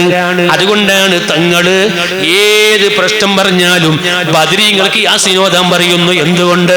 ആ ബദരീങ്ങളെ റിയാദ വീട്ടിയ തങ്ങളാണ്. തങ്ങൾ ബദരീങ്ങളെ റിയാദ വീട്ടിയപ്പോ ആ ബദരീങ്ങളെ പേര് എന്ത് പറഞ്ഞാലും കാര്യമൊക്കെ സക്സസ് ആണ്, കാര്യമൊക്കെ റാഹത്താണ്, കാര്യങ്ങളൊക്കെ സഫലീകരിക്കുകയാണ്. കാരണോ ബദരീങ്ങളുമായുള്ള വലിയ ബന്ധമാ. ബദരീങ്ങൾ ബന്ധമുണ്ടായ പിന്നെ പറയേണ്ടതില്ലല്ലോ. അതുകൊണ്ടല്ലേ ബദർ മൗലിദിന്റെ തുടക്കത്തിൽ കാണാം, ഒരാൾക്ക് വിലായത്ത് കിട്ടുകയില്ല, ഔലിയാക്കന്മാരെ പദവിയിലെത്തുകയില്ല, ഇല്ലാ ബിഖിറാഅത്തി അസ്മാഇഹിം, അസ്മാഉൽ ബദർ പാരായണം ചെയ്തുകൊണ്ടല്ലാതെ, ബദരിയത്ത് ചൊല്ലിയാലല്ലാതെ അല്ലാഹു തആല വിലായത്ത് കൊടുക്കുകയില്ലെന്ന് പറഞ്ഞത് കണ്ടില്ലേ? മഹാന്മാരൊക്കെ അവരുടെ കിതാബിൽ എഴുതി വെച്ചതാണ്. ബദരിയത്ത് ചൊല്ലാത്തവർക്ക്, ബദരിയത്ത് എപ്പോൾ നിത്യമായി ഓതാത്തവർക്ക് അല്ലാഹു തആല വിലായത്തിന്റെ പദവി കൊടുക്കൂല. എന്നാൽ തങ്ങൾക്കത് കിട്ടിയിട്ടുണ്ട് എന്നല്ല ഏറ്റവും വലിയ തെളിവ്. അതല്ലേ വഫാത്തിന്റെ സമയത്ത് മക്കളോട് പറഞ്ഞത്, ഞാൻ ഗൗസുൽ ആദമിന്റെ അടുത്തേക്ക് പോകുകയാണ്. എന്താ ഗൗസുൽ ആദമിന്റെ അടുത്തേക്ക് പോകാന്ന് പറഞ്ഞാൽ അതിന്റെ തെളിവുകളിലേക്ക് ഞാൻ പിന്നീട് വരാം. ഗൗസുൽ ആദമിന്റെ അടുത്തേക്ക് പോകുന്നു എന്ന് പറഞ്ഞാൽ ആരാണ് ഗൗസുൽ ആദം? ഖുതുബുൽ അഖ്താബ് ഗൗസുൽ ആദം ശൈഖ് മുഹിയുദ്ദീൻ അബ്ദുൽ ഖാദിർ ജീലാനി. ഔലിയാക്കന്മാരെ സ്ഥാനത്ത് ഗൗസുൽ ആദമിനെ മറികടക്കുന്ന ഒരു വലിയനെ അല്ലാഹു പടച്ചിട്ടില്ലല്ലോ. ഔലിയാക്കന്മാരെ പദവിയിൽ ഏറ്റവും വലിയ നേതാവ് ഗൗസുൽ ആദം നിങ്ങളല്ലേ, ഖുതുബുൽ അഖ്താബല്ലേ, സുൽത്താനുൽ ഔലിയ അല്ലേ, താജുൽ ഔലിയ അല്ലേ, എല്ലാ ഔലിയാക്കന്മാരും നേതാവല്ലേ. ആ നേതാവിന്റെ കീഴിലല്ലേ ലോകത്തുള്ള എല്ലാ ഔലിയാക്കന്മാരും. അപ്പൊ ഞാൻ ഗൗസുൽ ആദമിന്റെ അടുത്തേക്ക് പോകുന്നു എന്ന് പറഞ്ഞാൽ എന്റെ ഏറ്റവും വലിയ ലീഡറായ ഔലിയാക്കന്മാരെ നേതാവായ ഗൗസുൽ ആദമിന്റെ അടുത്തേക്ക് പോകണം. അങ്ങനെ പോകണമെങ്കിൽ ആ വിലായത്തിന്റെ പദവി എത്തിയ ആളല്ലേ അത് പറയുന്നത്. നിത്യമായി ബദരിയത്ത് ചൊല്ലിയപ്പോ ഔലിയാക്കന്മാരെ പദവിയിൽ എത്തിയിട്ടുണ്ട് എന്ന വിഷയത്തിൽ സംശയമില്ല. ഇനി പറയട്ടെ, അത് മാത്രമാണോ? അസ്മാഉൽ ഹുസ്ന നിങ്ങൾക്കറിയില്ലേ?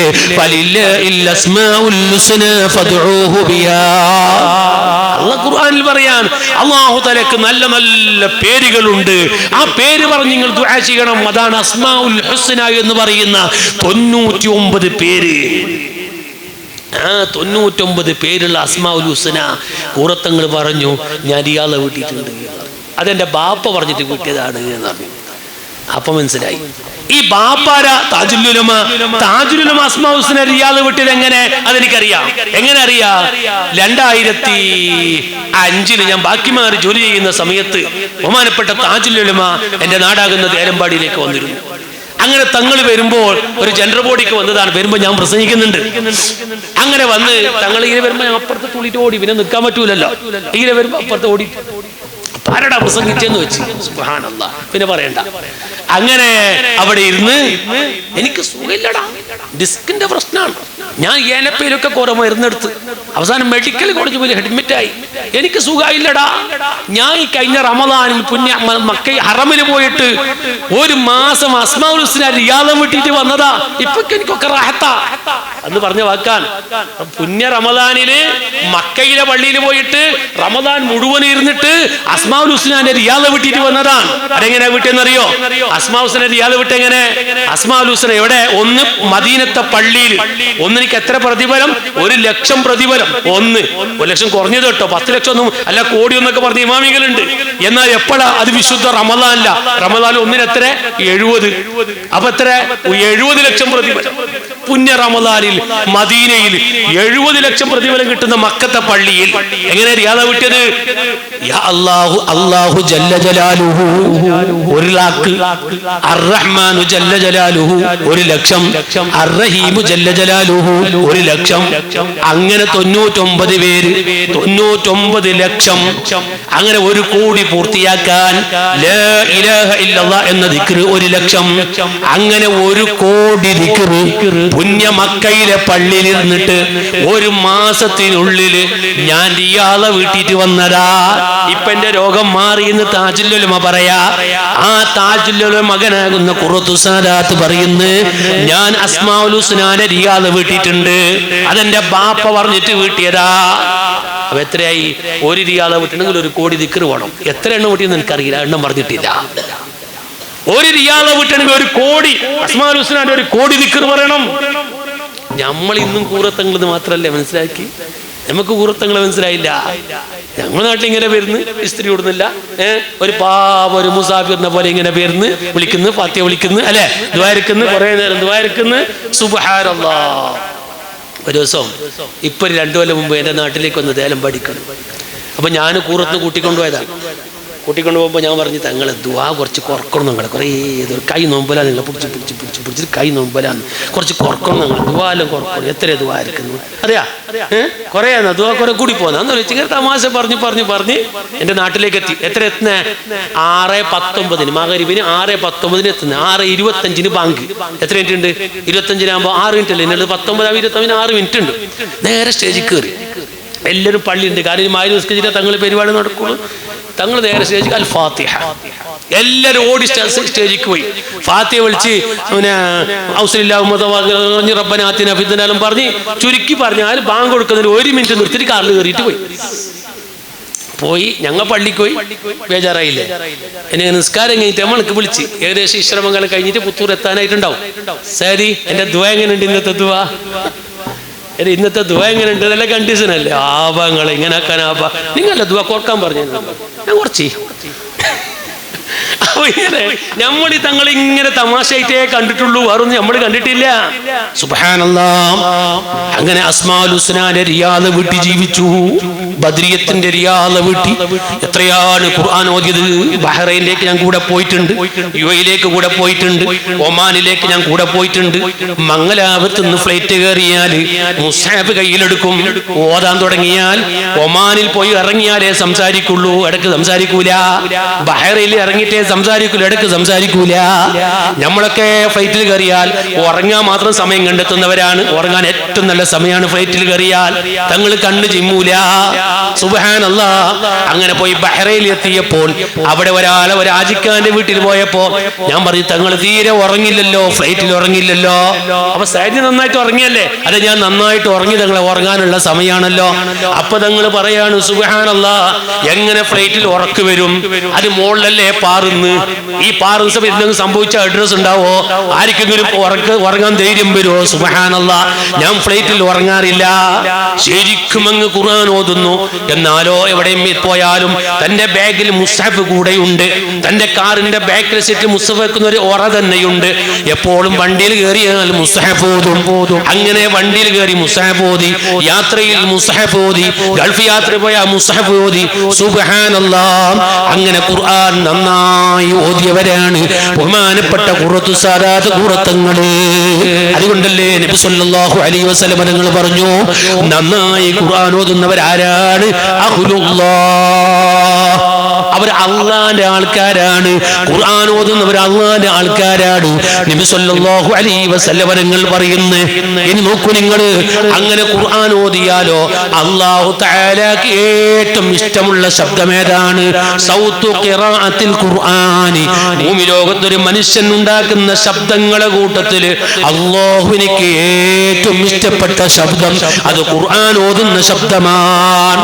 അങ്ങനെ ഖുർആൻ ഓതി ഓതി ഓതി അല്ലാഹുവിന്റെ ആളായി മാറിയില്ലേ സുഹൃത്തുക്കളെ? ബീബി നഫീസത്തുൽ മിസ്രിയ്യ റളിയല്ലാഹു അൻഹാ. നഫീസ ബീബിന്റെ ചരിത്രം ഈ കഴിഞ്ഞ റമദാനിൽ ഞാൻ 2 ദിവസം ഒരു സ്ഥലത്ത് വഅദ് പറഞ്ഞിട്ടുണ്ട്. ആ വഅദ് പറയാൻ വേണ്ടി ഇങ്ങനെ നഫീസത്തുൽ മിസ്രിയ്യന്റെ ചരിത്രം നോക്കുമ്പോ അതാ കാണുന്നു, നഫീസത്തുൽ മിസ്രിയ്യ മദീനയിൽ നിന്ന് മിസ്റിലേക്ക് യാത്ര പോയി.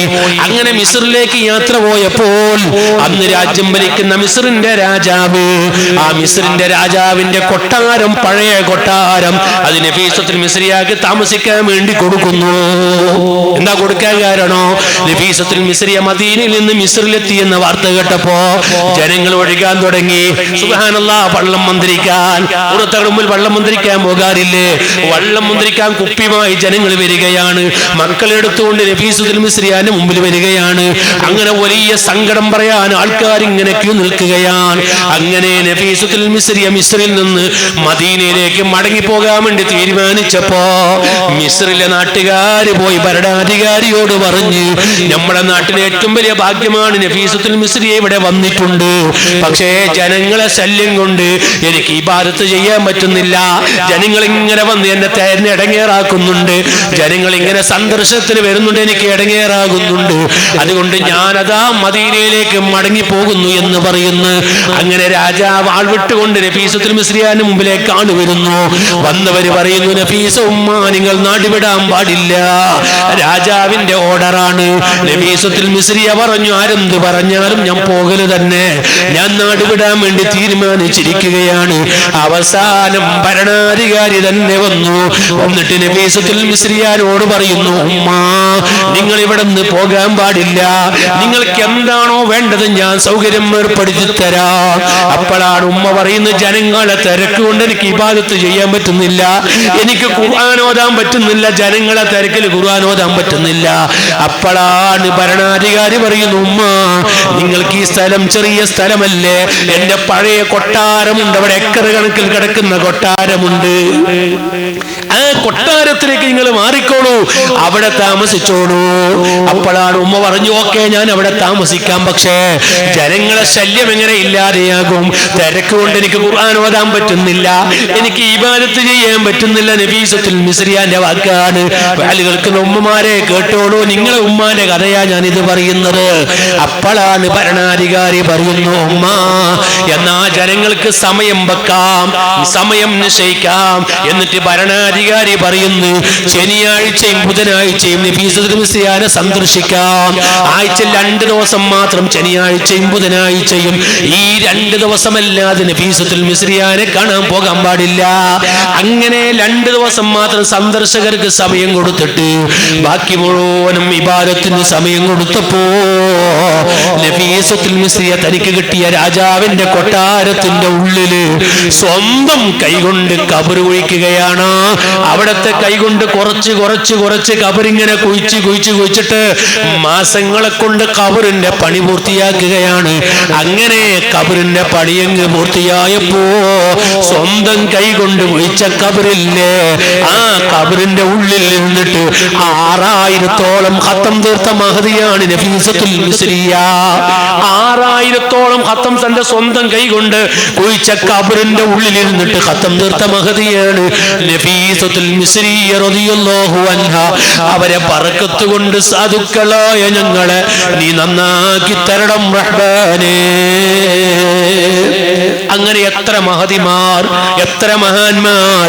ഷാഫി ഇമാമൊക്കെ ഓതിയ ഖത്തമുകൾ എത്രയാണ്, സുബ്ഹാനല്ലാഹ്. മദ്ഹബിന്റെ ഇമാമികൾ ഓതിയ ഖത്തമുകൾ എത്രയാണ്. ആ കൂട്ടത്തിൽ അടുത്ത കാലത്ത് ഇത്രയും ഖത്തമോദിയവരാണ് ബഹുമാനപ്പെട്ട ഖുറത്തു സാദാത്ത് കൂറത്തങ്ങളാണ്. അല്ലാഹു അവിടുത്തെ മദദ് കൊണ്ട് ഞങ്ങൾക്കും ഖുർആൻ അധികരിപ്പിക്കാൻ നീ തൗഫീഖ് ചെയ്യണേ റഹ്മാനേ. ഇവിടെ ഒരുമിച്ച് കൂടി ആണ് പെണ്ണ്, ചെറുത് വലുത് എല്ലാവരോടും ഒരു വസിയത്താണ്, ഖുർആൻ കഴിവിന്റെ പരമാവധി ഓതാൻ വേണ്ടി ശ്രമിക്കണോ. എന്തുകൊണ്ട്? മഹാന്മാരെ അനുസ്മരിക്കേണ്ടത് എന്താണ്? ജനങ്ങൾക്ക് അമൽ ചെയ്യാൻ പ്രചോദനം ലഭിക്കുന്ന വയലാകണം. അല്ലാതെ മഹാന്റെ കറാമത്ത് മാത്രം പറഞ്ഞ് പോകാറല്ല. ജനങ്ങൾക്ക് അതുകൊണ്ട് താഴത്തിലേക്ക് പ്രചോദനം ലഭിക്കണം. അതല്ലേ അനുസ്മരണം എന്ന് പറയുന്നത്. കൂറത്തങ്ങളെ അനുസ്മരിച്ചുകൊണ്ട് ഇവിടുത്തെ മുഅ്മിനീങ്ങളോട് പറയാണ്, ഇപ്പൊ തന്നെ തീരുമാനമെടുക്കണം. എത്രയാണോ കഴിയുന്നത് അത്രയും ഖത്തം ഓതണോ. അല്ലാഹു തൗഫീഖ് ചെയ്യട്ടെ. ഓതാൻ അറിയാത്തവരുണ്ടെങ്കിൽ യാസീൻ നന്നായി ഓതാൻ അറിയുന്നവരുണ്ട്, ആ യാസീൻ നന്നായി പാരായണം ചെയ്യണോ. അതും അറിയാത്തവര് ഫാത്തിഹ ഓതാൻ അറിയാത്തവരില്ലല്ലോ. എത്രയാണോ കഴിയുന്നത് അത്രയും ഫാത്തിഹ ഓതണം. ഖുൽ ഹുവല്ലാഹ് സൂറത്ത് അധികരിപ്പിക്കണോ. അങ്ങനെ ഖുൽ ഹുവല്ലാഹ് ഓതി ഫാത്തിഹ ഓതി ഖുർആൻ ഓതി ഹബീബായ തങ്ങൾ പഠിപ്പിച്ച ഒരു ജീവിതം ജീവിക്കാൻ നമുക്ക് കഴിയണം. പറയട്ടെ സുഹൃത്തുക്കളെ, അങ്ങനെ കൂറത്തങ്ങൾ ഖുർആൻ ഓതി പോരാ, ചൊല്ലിയ ദിക്റുകൾ എത്രയാണ്, ചൊല്ലുന്ന സ്വലാത്തുകൾ എത്രയാണ്, അവിടുത്തെ റൂമിൽ പോയാൽ കാണാം. ഇങ്ങനെ സ്വലാത്ത് കിതാബ് എടുത്തിട്ട് സ്വലാത്ത് ചൊല്ലുന്നുണ്ടാകും തങ്ങളവർക്കൾ. ഇങ്ങനെ ഒരു മിനിറ്റ് പോലും ഒഴിവാക്കാതെ റൂമിൽ പോയാൽ ഇങ്ങനെ സ്വലാത്ത്. ഈ അടുത്ത് പോയപ്പോ ഹജ്ജിന് പോകുന്ന സമയത്ത് പോയപ്പോ ഇങ്ങനെ സ്വലാത്ത് വരുമ്പോൾ ഞാൻ ചോദിച്ചു ഇതൊക്കെ എവിടുന്ന് കിട്ടിയതാ? ഇതൊക്കെ ബാപ്പ തന്നതാണ്, ഇതൊക്കെ ബാപ്പ തന്നതാണ്. ഇങ്ങനെ ഇരുന്നിട്ട് സ്വലാത്ത് തന്നെയാണ് റൂമിൽ. ബാപ്പാന്റെ സ്വലാത്ത് എത്രയാണ്, ബാപ്പ കൊടുത്ത സ്വലാത്ത് ഇങ്ങനെ ചൊല്ലിക്കൊണ്ടിരിക്കുകയാണ്. അങ്ങനെ സ്വലാത്ത് ചൊല്ലി ദിക്ർ ചൊല്ലി ഖുർആൻ ഓതി. അതിനെല്ലാം പുറമെ നിങ്ങൾക്കറിയോ തങ്ങൾ കെട്ടിച്ച പള്ളി എത്രയാണ്? തങ്ങൾ കെട്ടിച്ച പള്ളി എത്രയാണ്? എവിടെ കെട്ടിച്ച? കൽക്കത്തയിലല്ല, ഇവിടെ കൽക്കത്തയല്ല, ഈ കൽക്കട്ടയിലല്ല, മഞ്ഞനാടിയിലല്ല. എവിടെ കെട്ടിച്ചേ? ഉത്തര കർണാടകയില്, ബിജാപൂർ, ഗുൽബർഗ, ഹുബ്ബള്ളി. ദീനില്ലാത്ത നാട്ടിൽ പോയിട്ട് ഞാൻ ഓർത്തുപോയാണ്. പിന്നെ ബിജാപുരത്തൊരു സ്ഥലത്ത് ഇങ്ങനെ പോയപ്പോ അവിടെ ഒരു പള്ളിയുണ്ട്, നല്ലൊരു ചെറിയ പള്ളി. അങ്ങനെ പള്ളിയിൽ കയറി നിസ്കരിച്ചപ്പോ അവിടെ ഒരാൾ പറഞ്ഞു ഇത് കൂറത്തങ്ങൾ കെട്ടിച്ച പള്ളി എന്ന് പറഞ്ഞു. അങ്ങനെ കുറച്ച് നേരം കഴിയുമ്പോൾ ഒരാൾ വന്ന് അയാൾ പറഞ്ഞു പ്രസിഡന്റിന്റെ പേർക്ക് പോകാന്ന് പറഞ്ഞു. അങ്ങനെ പ്രസിഡന്റിന്റെ പേർക്ക് പോയി. പ്രസിഡന്റ് ആ കൂറത്തങ്ങൾ കെട്ടിച്ച പള്ളിന്റെ പ്രസിഡന്റ്. പോയി നോക്കുമ്പോൾ സുബ്ഹാനല്ലാഹ് ഒരു ചെറിയൊരു വീട്, ആ വീട്ടിൽ റൂമൊന്നുമില്ല.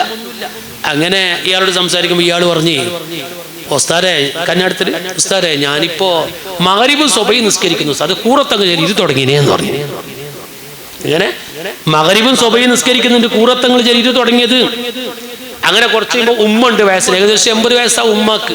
ആ ഉമ്മ ഇങ്ങനെ എത്തി നോക്കിയിട്ട് ഞങ്ങൾ പറയുന്നു ഉസ്താദേ ഈ കൊല്ലം മാത്രം ഞാൻ റമദാനിൽ 20 നോമ്പ് നോക്കീന് എന്ന് പറഞ്ഞു.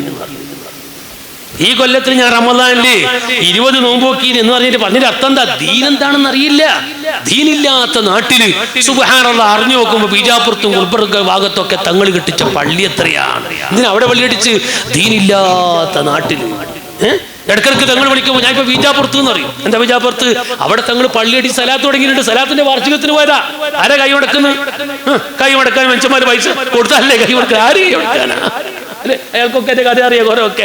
ആരാണ് അവിടെ നിന്ന് പൈസ കൊടുക്കാനാണോ? ബിജാപുര, ഗുൽബർഗ, ഹുബ്ബള്ളി ഭാഗത്തൊക്കെ എത്രയാണ് നിർമ്മിച്ച പള്ളികൾ. സുബ്ഹാനല്ലാഹ്, നമുക്കിതൊന്നും അറിയില്ല. സാധുക്കൾ ഒരു ദിവസം ഞാനിങ്ങനെ പറഞ്ഞപ്പോ ഇവിടെ നാട്ടിലൊരു പള്ളിന്റെ ആവശ്യത്തിന് പോയി പറഞ്ഞു നിങ്ങൾക്ക് പള്ളിക്ക് 1 കോടി വേണ്ടേ? ഞാൻ അങ്ങ് ബീജാപുരത്ത് 10 എണ്ണം കെട്ടിക്കും പറഞ്ഞു. 10 എണ്ണം കെട്ടിക്കും. ശരി, അവിടെ 10 ലക്ഷം മതി പള്ളി കെട്ടാൻ. ഇവിടെ 1 കോടി വേണം പള്ളി. കാണുന്നില്ലേ 1 കോടി വേണ്ടേ പള്ളി കെട്ടാൻ? എന്നാ ബീജാപുരത്ത് എത്ര മതി? ബീജാപുരത്ത് ഗുൽബർഗ 10 പള്ളി കെട്ടാ. ഇങ്ങനത്തെ പൈസ 10 എണ്ണം കെട്ടാ. അപ്പോൾ 1 കെട്ടുന്നതിനേക്കാൾ അവിടെ 10 കെട്ടലല്ലേ ഖൈറ്. അങ്ങനെ തങ്ങൾ കെട്ടിച്ച പള്ളി എത്രയാണ്. സുബ്ഹാനല്ലാഹ്, ആർക്കും അറിയില്ല സംഭവങ്ങള്. ഇത് പേരിന് വേണ്ടിയല്ല, പ്രശസ്തിക്ക് വേണ്ടിയല്ല. അങ്ങനെ ദീനില്ലാത്ത നാട്ടിൽ പോയി പള്ളി നിർമ്മിച്ച് ആ ജനങ്ങൾക്ക് പലതും പഠിപ്പിച്ചു കൊടുത്തു. അങ്ങനെ തങ്ങളെ അത്ഭുതത്തിന്റെ പ്രവർത്തനങ്ങൾ. ഇനി നിങ്ങൾ നോക്ക്, സുബ്ഹാനല്ലാഹ്, ഏറ്റവും വലിയ സേവനം എന്താ?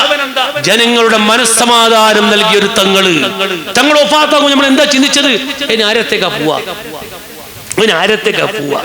ഇന്നലെ എൻ്റെ ഒരു ശിഷ്യൻ വിളിച്ചെന്ന് പറഞ്ഞു ഉസ്താദേ എൻ്റെ ഭാര്യയ്ക്ക് 6 മാസമായി, ഡോക്ടർ ഇപ്പൊ പറയുന്നു ഹാർട്ട് പടക്കുന്നില്ല.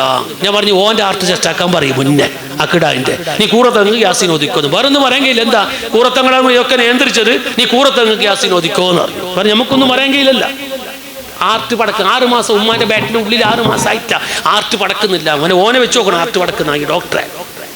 നിങ്ങൾ ചിന്തിച്ചു നോക്കി. നിങ്ങൾ ഇങ്ങനെ എത്ര പേര്, എത്ര പാവങ്ങളുടെ അത്താണിയായി ജീവിച്ചു തങ്ങൾ. അല്ലേ സുബ്ഹാനല്ലാഹ്, എത്ര 1, 2 എന്നാണ്, എത്രയാണ് അല്ലാഹു തആല കൊടുത്ത ഈ ഇബാദത്ത് കൊണ്ട് അല്ലാഹു തആല കൊടുത്ത ഒരു ധൈര്യം. എന്താണ് തങ്ങളുടെ ധൈര്യം? നിങ്ങൾ നോക്ക്.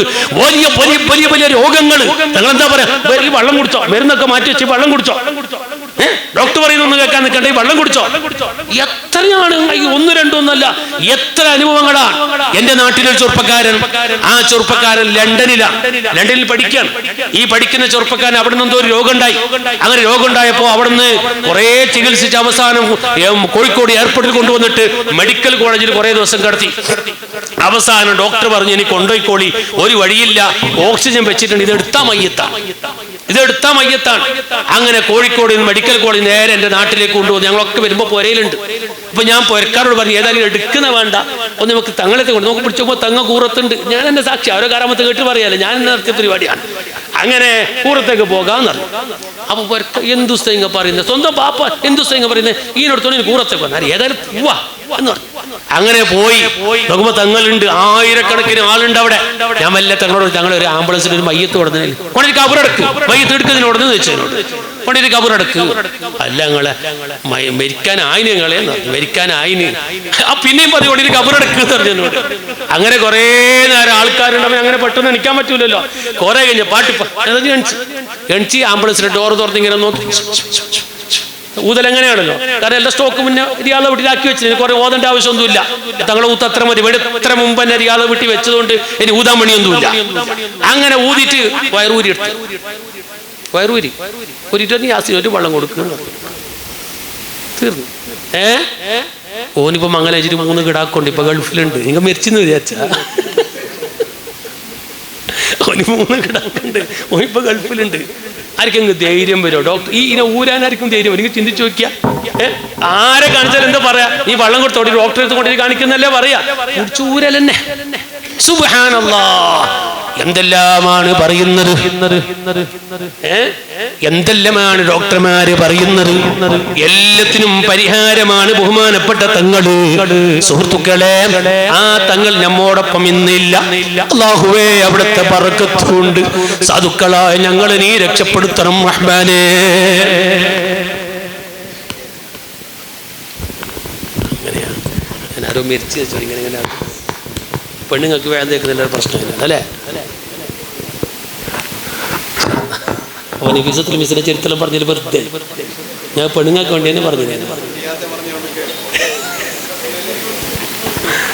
പ്രിയപ്പെട്ട സുഹൃത്തുക്കളെ, അപ്പൊ നിങ്ങൾ നോക്ക്, ഇങ്ങനെ എത്ര പാവങ്ങൾ അത്താണിയായി ജീവിച്ചു, എത്ര ജനങ്ങൾക്ക് സമാധാനം കൊടുത്തു അല്ലേ? ഏതൊക്കെ പ്രശ്നങ്ങളാണ് തങ്ങളുടെ മുമ്പിൽ വരുന്നത്, എല്ലാത്തിനും തങ്ങൾ പരിഹാരം പറഞ്ഞു. എത്ര വലിയ രോഗമാണെങ്കിലും, എത്ര ക്യാൻസർ രോഗികളുടെ അവിടുത്തെ വെള്ളം കുടിച്ച് ശമനം ലഭിച്ചവർ അല്ലെ, ഡോക്ടർമാരും മക്കളിൽ നിന്ന് വിധി എഴുതി എത്ര പേരുണ്ട്.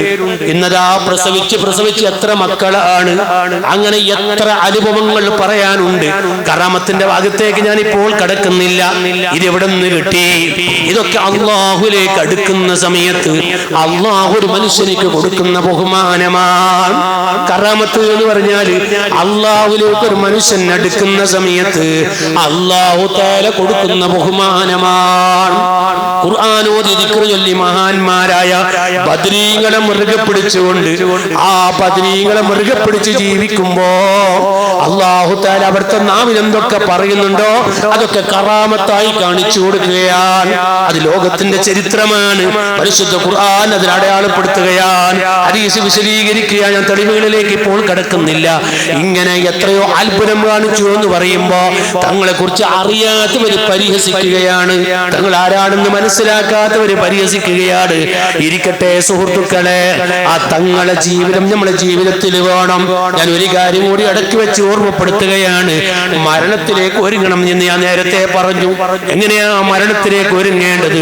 1 തൗബ ചെയ്യണം, 2 അക്കടവാട് വീടണം. ഞാൻ എല്ലാവരോടും ഒരു വിഷയം ഓർമ്മപ്പെടുത്തുന്നു സുഹൃത്തുക്കളെ. അക്കടവാടിന്റെ വിഷയം വളരെ ശ്രദ്ധിക്കണം. അക്കടവാടിന്റെ കാര്യം വളരെ ശ്രദ്ധിക്കണം. അതെന്തേ? ഞാനൊരു തെറ്റ് ചെയ്തവനാണ് എങ്കിൽ പരിശുദ്ധ ഖുർആനിൽ അല്ലാഹു തആല പറഞ്ഞു നിങ്ങൾ കണ്ടില്ലേ? അല്ലാഹുവിന്റെ ഖുർആൻ എന്താ പറയുന്നത്? ഓ മനുഷ്യ, എത്ര വലിയ തെറ്റ് ചെയ്തവരാണെങ്കിലും സ്വന്തം ശരീരത്തിനോട് അക്രമം ചെയ്ത ജനങ്ങളോട് പറയണം നബിയെ. എന്താ പറയേണ്ടത്? നിങ്ങൾ എന്റെ അള്ളാന്റെ റഹ്മത്തിനെ തൊട്ട് ആശ മുറിയരുത്. എത്ര വലിയ തെറ്റ് ചെയ്തവനായാലും അള്ളാന്റെ റഹ്മത്തിനെ തൊട്ട് ആശ മുറിയാൻ പാടില്ല. ഞാൻ വലിയ തെറ്റ് ചെയ്തവനാണ്, പക്ഷേ എത്ര വലിയ തെറ്റാണെങ്കിലും എന്റെ തെറ്റിനേക്കാളും വലുതാണ് റബ്ബിന്റെ റഹ്മത്ത് എന്ന ചിന്ത എനിക്കുണ്ടാകണം. ആ റബ്ബ് എനിക്ക് പൊറുക്കാതിരിക്കൂല. എത്ര വലിയ തെറ്റുകാരനായാലും എന്റെ റബ്ബ് എനിക്ക് പൊറുക്കാതിരിക്കൂല. ഈ ഒരു ചിന്ത എപ്പോഴും എന്റെ മനസ്സിലുണ്ടാകണം. എന്നാൽ ഞാനൊരു കാര്യം പറയട്ടെ. അതെന്താ? ഞാൻ ഒരു പക്ഷെ വ്യഭിചരിച്ചവരാണ്, ഒരു പക്ഷേ അക്രമങ്ങൾ ചെയ്തവരാണ്, വേണ്ടാത്ത പ്രവൃത്തികൾ ചെയ്തവരാണ്. എന്നാൽ ഞാൻ ചെയ്യുന്ന തെറ്റ് എന്റെ റബ്ബുമായി റബ്ബുമായി ബന്ധപ്പെട്ട തെറ്റാണ് എങ്കിൽ എന്റെ റബ്ബ് എനിക്ക് പുറത്തു തന്നേക്കാം, തൗബന്റെ കാരണം കൊണ്ട് പുറത്തു തന്നേക്കാം. ഇനി നിങ്ങൾ കണ്ടില്ലേ, എത്രയോ നല്ല നല്ല പ്രവർത്തനങ്ങൾ ചെയ്യുന്ന സമയത്ത് നമ്മൾ ചെയ്ത തെറ്റുകൾ അല്ലാഹു തആല പൊറുക്കുകയാണ്. അഥവാ ഒരാൾ ഹജ്ജ് ചെയ്താൽ, സ്വീകാര്യോഗ്യമായ ഹജ്ജ് ചെയ്താൽ എല്ലാ തെറ്റുകളും അല്ലാഹു തആല പൊറുക്കുന്നു എന്ന് ഹദീസിൽ കാണാം.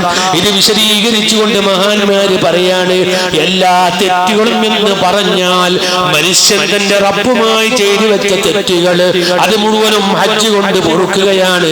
എന്നാലോ മനുഷ്യരുമായുള്ള അക്കടപാടിന് അല്ലാഹു പൊറുക്കൂല. അക്കടപാട് അല്ലാഹു തആല പൊറുക്കൂല. യജമാനായ റബ്ബുമായി ബന്ധപ്പെട്ട തെറ്റുകൾ പൊറുക്കുകയാണ്. ഒതുകൊടുക്കുന്ന സമയത്ത് മുഖത്തിന്റെ തെറ്റ് ഹൗദിലേക്ക് വീഴുകയാണ്, കൈ കഴുകുമ്പോ കൈയിന്റെ തെറ്റ് ഹൗദിലേക്ക് വീഴുകയാണ്, തല കഴുകുന്ന സമയത്ത് തെറ്റുകൾ തെറിച്ചു വീഴുകയാണ്, കാല് കഴുകുന്ന സമയത്ത് തെറ്റുകൾ ഒഴുകിപ്പോകുകയാണ്. പക്ഷേ മഹാന്മാര് പറഞ്ഞു, അതൊക്കെ അല്ലാഹുമായി ബന്ധപ്പെട്ട തെറ്റുകളാണ്, മനുഷ്യരുമായി ബന്ധപ്പെട്ട തെറ്റുകൾ ഒരിക്കലും പൊറുക്കൂല. ഇനി നിങ്ങൾ നോക്ക്, തീർന്നില്ല. എന്തേ? ഇനിയോ ഒരാൾ മരിച്ചാല് നാട്ടുകാര് മുഴുവനും വന്ന് അയാൾക്ക് വേണ്ടി ദുആ ചെയ്യുന്നു, കുറെ ആൾക്കാർ അയാൾക്ക് വേണ്ടി കരയുന്നു, കുറെ ആൾക്കാർ ദിക്റ് ചൊല്ലുന്നു, ഖുർആൻ ഓതുന്നു. ശരിയാണ്, അയാൾക്ക് വേണ്ടി നമ്മളൊക്കെ കരഞ്ഞ് ദുആ ചെയ്യുന്നു. എന്നാലോ അല്ലാഹുമായി ബന്ധപ്പെട്ട തെറ്റ് അല്ലാഹു പൊറുക്കുകയാണ്. മനുഷ്യന്റെ അക്കടപാട് അവിടെയും ബാക്കിയാ. അപ്പോ ഒരാൾ പറയുന്നു, അത് മയ്യത്തിടെ കൊണ്ടുവച്ചിട്ട് അപ്പൊ ഉസ്താദ് ഒരു അനൗൺസ് നടത്തൂടെ? എന്ത്? ഇതാ എല്ലാവരും മയ്യത്തിന് പുറത്തു കൊടുക്കണോ? ഇങ്ങനെ എല്ലാവരും മയ്യത്തിന് പുറത്തു കൊടുക്കണോ? അക്കടപാടുണ്ടെങ്കിൽ മോനുമായിട്ട് ബന്ധപ്പെടും. അത് ഒരു മാമൂലായിട്ട് ഇപ്പൊ മാറിയിട്ടുണ്ട് അല്ലേ? അത് ഉസ്താദ് പറയുമ്പോ ഞങ്ങ പുറത്തു കൊടുത്തു പറഞ്ഞോ? ഇല്ല. തലാട്ടിയോ? ഇല്ല. അത് പിന്നെ എപ്പോഴും കേൾക്കുന്നില്ല. ശരി, എന്നാ പിന്നെ ഉസ്താദ് പൊരുത്തപ്പെടിക്കുന്നത് ശരി തന്നെയാണ്, ജനങ്ങൾ പുറത്തു കൊടുക്കും. എന്നാ പിന്നെ ഇയാൾ അക്കടപാടുള്ള ആൾ ഈ പള്ളിനുള്ളിൽ മാത്രമുള്ള ആളാ? ഈ മരിച്ച ആൾ അക്കടപാടുള്ള ആള് ഈ പള്ളിയിലുള്ള ആൾക്കാർ മാത്രമാണോ? നമ്മൾ ആരൊക്കെ എന്തൊക്കെ പറഞ്ഞു, സുബ്ഹാനല്ലാഹ്, ഏതെല്ലാം നാട്ടിൽ എവിടൊക്കെ അക്കടപാട് കൊടുക്കാനുണ്ട്, എവിടൊക്കെ വീടാനുണ്ട്, പള്ളിനകത്ത് മാത്രമല്ലല്ലോ. ഇനിയോ വേറെ ചില ആൾക്കാർ. അതെന്താ? പണ്ടൊരാൾ മരിച്ചപ്പോ മൂത്ത മോനെ വന്നിട്ട് എന്നോട് പറഞ്ഞു, അനുഭവമാണ്, എന്നോട് പറഞ്ഞു, മൊയ്ലാരെ മൈക്കൽ ചെല്ലീർ പിന്നെ അക്കടപാടെല്ലാം പൊരുത്തപ്പെടാൻ ചെല്ലീർ പൈസ പോലത്തെ ഉണ്ടെങ്കിൽ മൂന്നുമായിട്ട് ബന്ധപ്പെടാൻ പറയുന്നു. ഞാൻ അങ്ങനെ മൈക്കെടുത്തിട്ട് പറഞ്ഞു, അയാൾ ചെല്ലല്ലേ എന്ത് ഇതാ എന്തോ അക്രമലുണ്ടെങ്കിൽ പൊരുത്തപ്പെട്ടിരി, ഇടപാടില്ലെങ്കിൽ മൂന്നുമായിട്ട് മുഹമ്മദ് അബരിയമോ മൂന്നായിട്ട് ബന്ധപ്പെടാൻ വേണ്ടി പറഞ്ഞിന്. അങ്ങനെ മരിച്ചിട്ട് മൂന്നില്ലെന്ന് ഒരാൾ വന്നു, ഈ മുഹമ്മദ് ഖാന്റെ പേർക്ക്, അഥവാ മരിച്ച ആളെ മൂത്ത മോന്റെ പേർക്ക് വന്നിട്ട് ചെല്ലി, ഞാൻ ആ പള്ളിയിൽ ഉസ്താദ് ചെല്ലിയല്ലേ, പിന്നെ അക്കടപാടുണ്ടെങ്കിൽ നിങ്ങളായിട്ട് ബന്ധപ്പെട്ടു, അണക്ക് നിങ്ങളുടെ ഉപ്പ് ഒരു 15,000 രൂപ തരാണ്ട് ഒക്കെ ആ പള്ളിയിൽ ചെല്ലിയ മൊയ്ലാറൊന്ന് മിക്കപ്പോ ആ പള്ളിയിൽ നിന്ന് ചെല്ലിയ മൊയ്ലാറൊന്ന് മിക്കപ്പോ അതിൽ നിന്ന് പിന്നെ ഞാൻ മതിയാക്കി. ഇപ്പം ആരെങ്കിലും എൻ്റെ ജമാഅത്തിൽ ആരെങ്കിലും ചെല്ലെങ്കിൽ എല്ലാം ഉറപ്പിച്ചിട്ടായിട്ട് തന്നെ ചെല്ലുന്നത്, നേരന്നല്ലേ ചെല്ലുന്നത്, എൻ്റെ തലക്കിടാനുള്ള പരിപാടിയല്ലല്ലേ. അപ്പൊ എന്തിനീ ചെല്ലിയെന്നറിയോ? മുനിയാന്ന് ചെല്ലാൻ പറഞ്ഞതിന് അവിടെ കൂടിയാളെല്ലാം ചൊല്ലില്ല, അപ്പോ ആ വലിയ മോനി ഉപ്പാനോട് എന്ത് പിരിസറ കട തേച്ചു ഏറ്റെടുത്തിനെ. ആടുന്ന് ഓനി വേണ്ടിയ പേര് പുതാറ്, ആടുന്ന് ഓനിക്ക് വേണ്ടിയ പുതാറാണ്, പേരാണ്, സ്ഥാനാണ്. ഏത് കാലം എന്നറിയോ? പണ്ടൊരുത്തന്റെ താടിക്ക് തീ പിടിച്ചാലോ, താടിക്ക് തീ പിടിച്ചപ്പോ നാട്ടുകാർ കിടത്താൻ വന്നു. അപ്പൊ മൂത്ത മോന് പാഞ്ഞു കൊണ്ടുവന്ന് കിടത്തിയിരുന്നു. ഞാൻ സിഗരറ്റ് ഒളിപ്പിച്ചു വന്നേ കണ്ടോ? ഞാനൊരു സിഗരറ്റ് ഒളിപ്പിച്ചു കിടത്തിയിരുന്ന ഉപ്പ മരിച്ചു കിടക്കുമ്പോഴും മോനിക്ക് വേണ്ടിയ പേരാണ്. ഈ ഒരു കാലത്തിലാണ് നമ്മൾ ജീവിക്കുന്നത്. ഇങ്ങനെ എത്ര പേരുണ്ട് അക്കടപാട് ഏറ്റെടുത്ത് ഇന്ന് വീട്ടിയവരുണ്ടോ? റബ്ബിന്റെ മനുഷ്യർക്ക് മറുപടി പറയണ്ടേ? ഉപ്പാന്റെ അക്കടപാട് ഏറ്റെടുത്ത് മക്കൾ വിട്ടാതെ പിന്നീട് ഗുരുമാരും പ്രശ്നം ഉണ്ടാക്കി ജീവിക്കുന്നവരല്ലേ മക്കളൊക്കെ. ഇതൊക്കെ നമ്മളൊക്കെ എങ്ങനെ മരിക്കും? അല്ലാഹു നമ്മളെ സലാമത്താക്കി തരട്ടെ. അല്ലാഹു അല്ലാഹു നമ്മളെ രക്ഷപ്പെടുത്തി തരട്ടെ. അതുകൊണ്ട് ഞാൻ എല്ലാവരോടും പറയുന്നു, അക്കടപാടിന്റെ കാര്യം നല്ലോണം ശ്രദ്ധിക്കണം. അല്ല പൊറുക്കൂല. അത് ജനങ്ങൾ പൊറുക്കാതെ കാലത്തോളം അല്ല പൊറുക്കൂല. അതുകൊണ്ട് തന്നെ കടം കൊടുക്കാനുള്ളവർ കൊടുത്തു വീട്ടണോ. കടക്കാരെ കാണുമ്പോൾ ഒളിക്കുന്ന പരിപാടി വേണ്ട. കടക്കാരെ വിളിക്കുമ്പോ ഫോൺ ഓഫ് ആക്കുന്ന പരിപാടി വേണ്ട. കടക്കാരെ കാണും സമാധാനപ്പെടുത്തണം. കടുക്കാൻ കഴിയുമ്പോ കൊടുക്കണം. അവരോട് സമാധാനം പറയണം. ഞാൻ തരാം, കുടുങ്ങിയിട്ടുണ്ട് എന്ന് പറയണം. പോരാ, ഒന്നും കൂടി പറയട്ടെ, നമ്മുടെ അക്കടപാട് എഴുതി വെക്കുന്നവരാകണം. ഇന്ന് കണ്ടില്ലേ ചില മനുഷ്യന്മാരെ കാണുന്നുണ്ട്. എന്താ നബി സല്ലല്ലാഹു അലൈഹി വസല്ലം പറഞ്ഞു പക്ഷികളെ കുറിച്ച് പറഞ്ഞൊരു ഹദീസുണ്ട്. എന്താ തഖുദു ഖിമാസം വതറൂഹു ബിതാനാ. രാവിലെ പക്ഷികൾ പോകുന്നു, വൈകുന്നേരം മടങ്ങി വരുന്നു. രാവിലെ കൂട്ടുനിച്ച് പക്ഷികൾ പർവ്വജാതികൾ ഇങ്ങനെ പറക്കുകയാണ്. ഒട്ടിയ വയറുമായിട്ട് ഇങ്ങനെ പോകുന്നു. വൈകുന്നേരമാകുമ്പോ വയറും നിറച്ചിട്ട് ആ പക്ഷികൾ കൂടിലേക്ക് വരുന്നു. അതുപോലെയല്ലേ ഇന്നത്തെ മനുഷ്യന്മാര് രാവിലെ എഴുന്നേറ്റ് പൊരേന്ന് പോകുന്നു, വൈകുന്നേരമാകുമ്പോ പൊരയിലേക്ക് വരുന്നു. എവിടെ പോയെന്ന് കെട്ടിയ പെഞ്ഞായിക്കറിയില്ല, എവിടെ പോയെന്ന് പെഞ്ഞായിക്കറിയില്ല, എവിടെ പോയെന്ന് മക്കൾക്കറിയില്ല. ഇവന്റെ ബിസിനസ് എന്താണെന്ന് മക്കൾക്കറിയില്ല, ഇവന്റെ ഏർപ്പാട് എന്താണെന്ന് കുടുംബക്കാർക്കറിയില്ല. ഓ സുഹൃത്തുക്കളെ, നിങ്ങൾക്കറിയോ ഞങ്ങൾ വന്യരായ ശൈഖുനാ നൂറുൽ ഉലമ എംഎ ഉസ്താദ്, നീ ദറജ വർദ്ധിപ്പിക്കണേ റഹ്മാനേ. ഉസ്താദ് വഫാത്താകുന്നതിന്റെ വർഷങ്ങൾക്ക് മുമ്പ് ഉസ്താദിന്റെ റൂമിൽ കിടക്കുന്ന തലയാണിയുടെ അടിഭാഗത്ത് ഒരു മഞ്ഞ കവറ് കണ്ടിരുന്നു. ഒരു മഞ്ഞ കവറ് തലയാണിയുടെ അടിഭാഗത്ത് കണ്ടിരുന്നു. വഫാത്തിന് എത്രയോ കൊല്ലം മുമ്പ് തന്നെ കവർ അവിടെ കാണുന്നുണ്ട്. പലപ്പോഴും ഖാദിമ് രാവിലെ ഉസ്താദിന്റെ റൂം അടിക്കാൻ വേണ്ടി പോയാൽ ആ കവർ ഇങ്ങനെ പുറത്ത് കാണുമ്പോ ഖാദിമ് മെല്ലെ തലയാണിയുടെ അടിഭാഗത്ത് ഇങ്ങനെ തള്ളി വെക്കും. അടിച്ചു കഴിഞ്ഞ് ഉസ്താദ് റൂമിലേക്ക് കയറിയാൽ അതിനെ വലിച്ച് തല ഇങ്ങനെ പുറത്ത് കാണുന്ന രൂപത്തിൽ വെക്കും. ഒരു ദിവസം ഖാദിമ് ചോദിക്കുകയാണ്, ഉസ്താദെ ആ കവർ എന്താണ്? അപ്പോഴാണ് ശൈഖുനാ എംഎ ഉസ്താദിന്റെ മറുപടി, മോനെ ഞാൻ മരിച്ചാൽ ഈ കത്തി മാണിക്കോത്ത് ഉസ്താദ് കൊണ്ടുപോയി കാണിക്കണോ. നോക്കുമ്പോ അതിലെന്താ ഉള്ളതെന്നറിയോ? വഫാത്തിന്റെ ശേഷം കത്തെടുത്ത് വായിച്ചു നോക്കുമ്പോ ആ കത്തിയിലുള്ളത് എന്നെ കഫൻ ചെയ്യാനുള്ള തുണി ഇന്ന പെട്ടിയിലുണ്ട്, എന്നെ കബറടക്കേണ്ടത് ഇന്ന സ്ഥലത്താണ്. ഞാൻ അവരോട് സമ്മതം ചോദിച്ചിട്ടുണ്ട്. ഞാൻ മരിച്ചാൽ ഒന്നും കൂടി അവരോട് സമ്മതം ചോദിക്കണം, ഇവിടെ കബറടക്കട്ടോ എന്ന് ചോദിക്കണോ. ഇങ്ങനെ ഉസ്താദുമായുള്ള വസിയത്ത് എഴുതി വെച്ചിരിക്കുകയാണ്. ഉസ്താദിന് ആർക്കും കൊടുക്കാനില്ല, ഒരക്കടപാടും വീട്ടാനില്ല. ഇങ്ങനെ വസിയത്ത് എഴുതി വെച്ചതവിടെ കാണുന്നുണ്ട്. ഞാൻ ചോദിക്കട്ടെ സുഹൃത്തുക്കളെ, എത്ര പേരുടെ കയ്യിലുള്ള ഡയറിയില്ലേ വലിയ വലിയ കമ്പനിക്കാർ കമ്പനിയുമായി ബന്ധപ്പെടുമ്പോ കൊല്ലത്തിന് കൊല്ലം ഡയറി തരാറില്ലേ നമ്മുടെ കയ്യിൽ? എന്നാൽ എന്റെ എന്തെങ്കിലും ഒരു വിഷയം ഇന്ന പേർക്ക് എനിക്ക് കൊടുക്കാനുണ്ട്, ഇന്ന പേര് ഇത് കിട്ടാനുണ്ട് എന്ന് പറയുന്ന ഒരു ഡയറി നമ്മളെ കയ്യിലുണ്ടോ സുഹൃത്തുക്കളെ? നമ്മളെ ജീവിതം ഒരു കാക്കന്റെ ജീവിതം പോലെ. കാക്ക രാവിലെ പോകുന്നു, വൈകുന്നേരം വരുന്നു. ഇതുപോലെ രാവിലെ ഇറങ്ങി പുരയിൽ നിന്ന് പോകുന്നു, വൈകുന്നേരം വരുന്നു. നമ്മൾ എവിടെ പോകുന്നു എന്നറിയുന്നില്ല, ഏത് ബിസിനസ്സിൽ എന്നറിയുന്നില്ല, ആർക്ക് കൊടുക്കണമെന്നറിയുന്നില്ല, ആരെ വെക്കുന്ന കിട്ടാനുണ്ടെന്നറിയുന്നില്ല. ഈ ജീവിതം നിർത്തിവെക്കണം. ഈ ജീവിതം, ഈ കൂറത്തങ്ങളെ അനുസ്മരിക്കുന്ന ഈ സദസ്സ് ഞാൻ ഓർമ്മപ്പെടുത്താൻ, ആ ഒരു ജീവിതം അവസാനിപ്പിക്കണം. ഒരാൾ മരിച്ചപ്പോ മയ്യത്ത് കാണാൻ വേണ്ടി ഞാൻ പോയിട്ടുണ്ട്. ഞാൻ തന്നെ മയ്യത്ത് നിസ്കരിച്ചിട്ടുണ്ട്. മയ്യത്ത് നിസ്കാരം കഴിഞ്ഞ് വീണ്ടും ഞങ്ങൾ പുരയിലേക്ക് പോയി നോക്കുമ്പോ പോരന്റെ സിറ്റ് ഔട്ടിൽ ഒരു 10-15 ആൾ ഇങ്ങനെ ഇരുന്നിട്ടുണ്ട്. അങ്ങനെ ഞാൻ പോയിട്ട് യാസിനോട്ട് ദ്വാരുന്ന അപ്പോഴേക്ക് ഓരോന്ന് കുടിക്കാൻ കഞ്ഞി മരിച്ചവിടെ ഒരു പയറും കഞ്ഞിയിലാക്കണ്ട് കബറെല്ലാം അടയ്ക്കുന്നത്. അത് കുടിക്കാൻ അതും കുടിച്ചിട്ട് ജോറ് കഞ്ഞിയും കുടിക്കുന്നില്ല, പുറത്തുനിന്ന് പോകുന്നില്ല. അപ്പൊ ഞാൻ മോനോട് ചോദിച്ചു, അതെല്ലാവരുടെ പുറത്തിരിക്കുന്നത്? അത് ഉപ്പാന്റെ ചങ്ങായിമാരത് മരിച്ചിനല്ല, അങ്ങനെ പേജാറിലിരുന്നില്ലേ എന്ന് പറഞ്ഞു. അങ്ങനെ ഞാൻ ഓർക്കെല്ലാം കൈ കൊടുത്ത്, മരിച്ചാളെ ചങ്ങയല്ലേ, ഓർക്കെല്ലാം കൈ കൊടുത്ത് മരിച്ചാളെ ചങ്ങായിമാരെ കൈ കൊടുക്കില്ല, വരുമ്പോൾ നമുക്ക് സന്തോഷമല്ലേ.